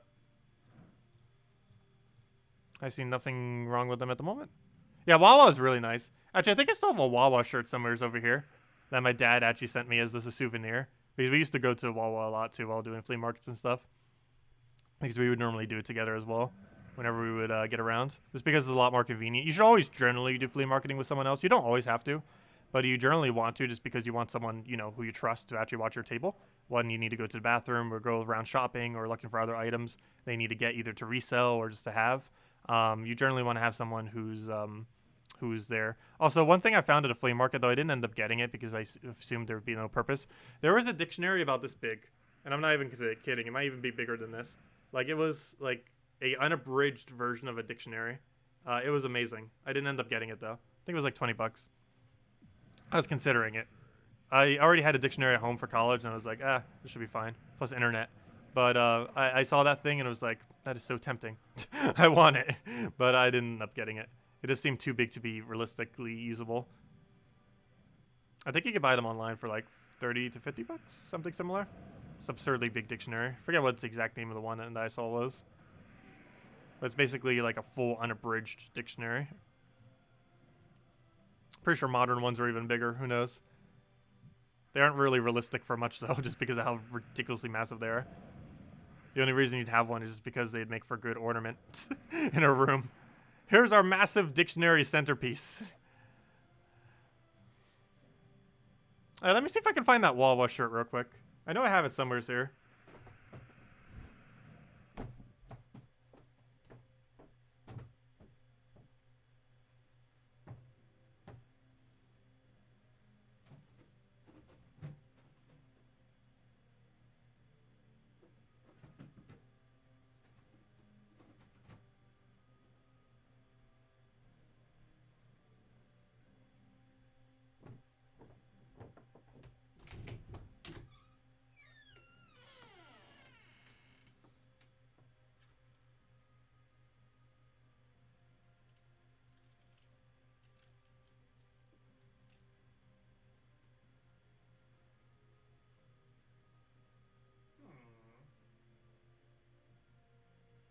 I can't find it. Where are you hiding? It wasn't back here. Shouldn't be. Why would it be?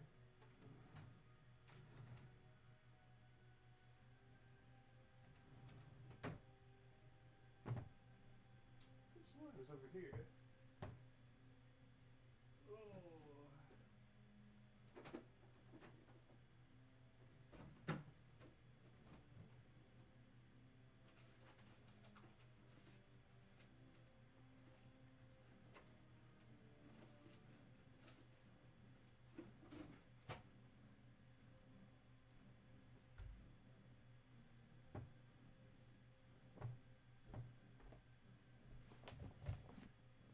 Huh.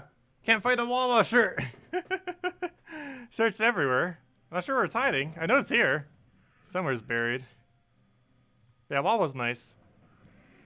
They have like those little touchscreen things where you can make like almost any sandwich. They have a really, really good Thanksgiving one too. Where it's basically like a whole Thanksgiving dinner in like a little sandwich thing. Or not a sandwich, but like what are those called? Like these little roll things. They're really, really good. A little pricey, but I don't know, it's worth it.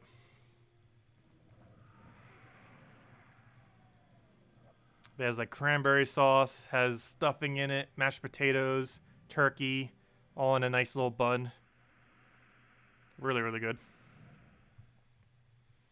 And I have plenty of other ones as well. They have pretty good breakfast sandwiches. I think they were like $2 for $4 too. And it was better than most fast food places. And it was good because I would normally grab them like before going to a flea market or even before going to college, before taking the bus. These I could normally make it there, walk there, pick them up, and then just eat them on the bus ride there. And then take the transfer bus over, throw them out at the garbage cans at the transfer bus station at the terminal, and then head right over to the college then. College didn't have anything good to eat out on campus. Like, the only thing they really had was a Starbucks, which I don't drink coffee, and a bunch of vending machines.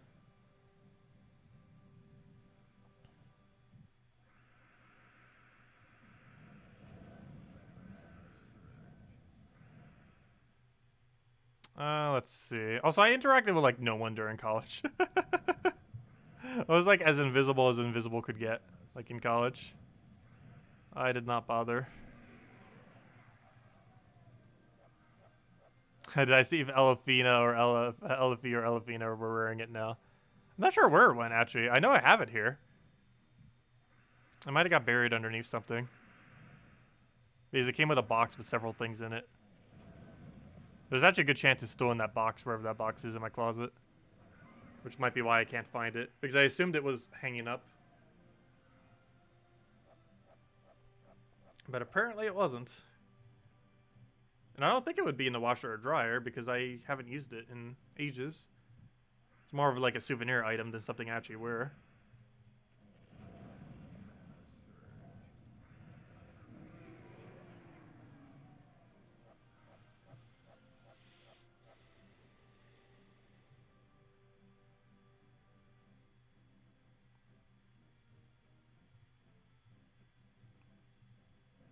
Yeah, medals, they were looking for another fix for medals. The current thing that they did for medals is just a quick fix.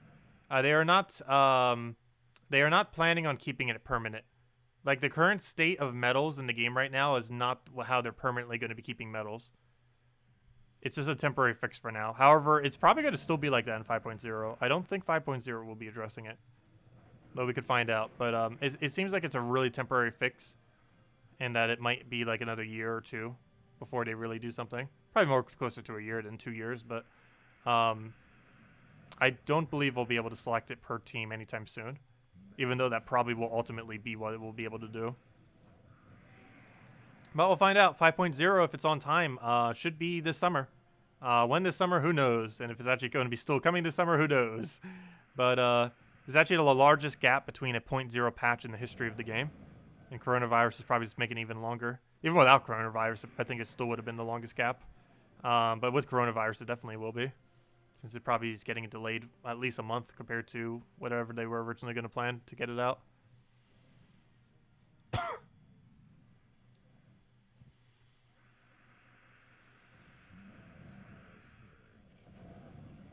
Every time I cough, I'm like, wait, coronavirus?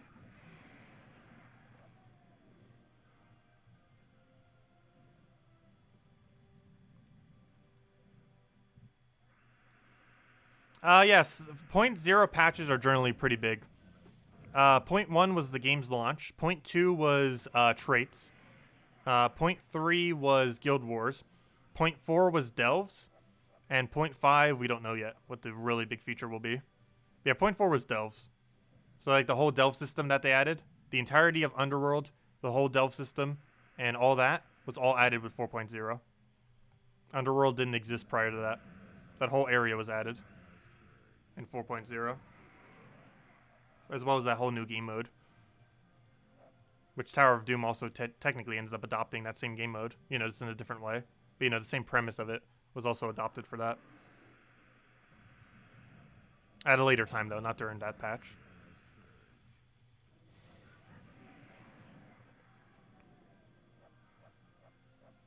Had a big feature in 5.0 be getting the quit button back in mobile. Yeah, it's really weird that they removed it. What was the explanation on that? I don't recall. They are aware of it, and they will be fixing it soon. I think it was an oversight on their part. Where they literally just forgot and somehow removed the quit button from mobile. Which is kind of funny. There was actually... we didn't even have a quit button when the game first came out. It wasn't added until, I think, a year into the game or so. It was requested a lot up until that point. Kind of like how Mobile's requesting it back a lot there right now. Yeah, it's a Unity bug. Makes sense. There's a lot of Unity bugs.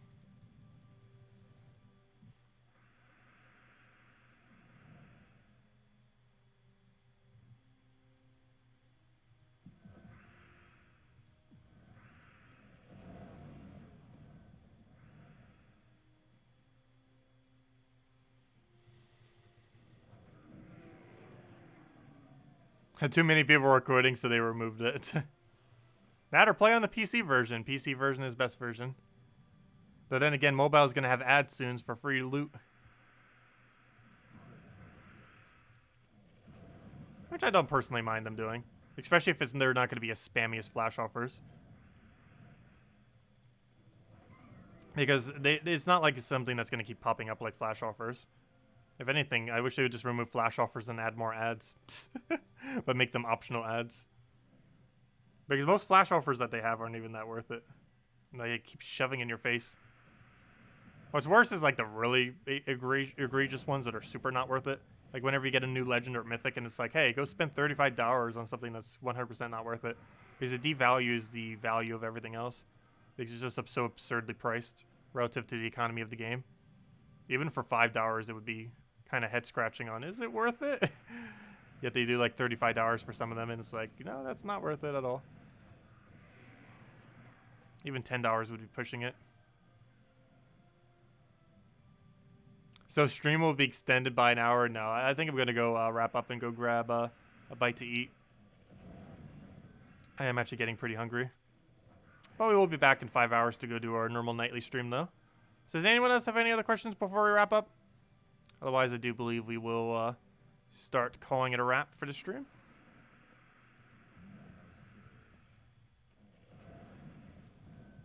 Okay, what do we need here? We'll take the blue down. I do want to get at least one more gnome if we can, though. And no, Battle Crusher does not count as a gnome. Yes, Simpleman, I will check out your guide. No worries. Thank you. It is greatly appreciated. Also, speaking about appreciation, thank you again. I'm not sure if you're still here, Rednaz, but thank you for the donation earlier. It is greatly, greatly appreciated. And good luck in passing Zeddicus if that's your goal. I think Zeddicus is up to almost like 400 or 500. And also thank you, Zeddicus, for the $25 donation. Greatly appreciated as well earlier this stream. And it definitely helps out a lot these days, especially now more than ever.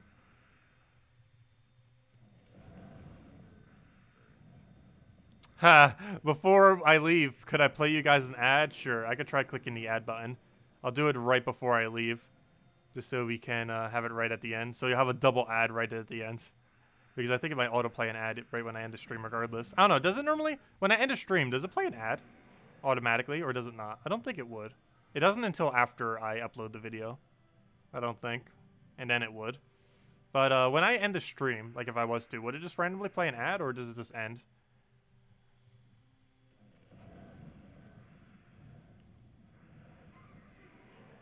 Yes, I can play ads manually, but it only occurs to some people.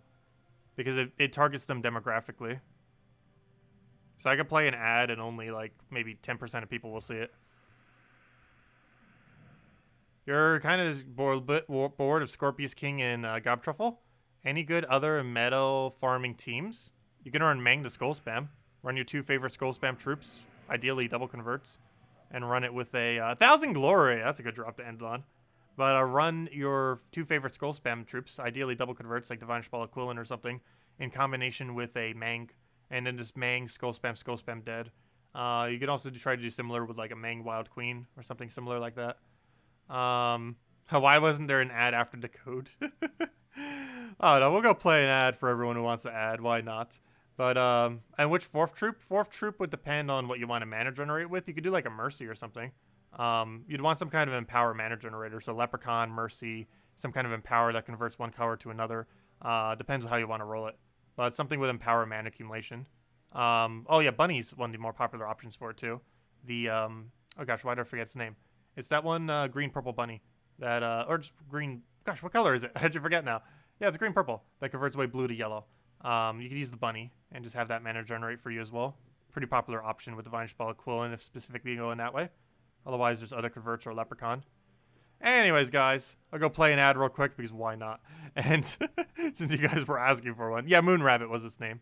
I don't know why I keep forgetting his name, but yeah, Moonrabbit. It's that one. I'm pretty sure it's called Moonrabbit, right? Oh, I'm on Dragon's Claw. Save filter. Yeah, Moonrabbit. That's the one. And power into yellow to blue. Or blue to yellow, I mean. Which helps generate those yellows. But anyways, guys, I'm going to catch you guys later. Thank you all so much for stopping by. We'll go play a random ad for whoever wanted it. Let's see. Can I play it on this way? Yeah, I'll do it this way. But anyways, guys, we'll be back at 8 p.m. Eastern Standard Time in 5 hours from now. And I will catch you guys then. And there we go. It's playing an ad. But yeah, we'll be back, as I mentioned, about 5 hours from now. Just going to grab a bite to eat, chill a little bit, maybe exercise a bit, and need to be getting back into the habit. If nothing else, coronavirus will help me get off the pounds, if nothing else, so work out quite conveniently. But anyways, guys, I will catch you. Hey, you did get an ad. Nice. But anyways, I will catch you guys later. Thanks so much for stopping by. And yeah, we'll be back very, very soon. Thank you, everyone. Yeah, some people get it and some people don't, as far as the ad. It targets it demographically or something. I have no capability of making everyone force watch an ad. It just does it based on if it can give it to someone. I'm not sure what algorithm they use for it. They have something that determines it. But I clicked the button. It did its thing.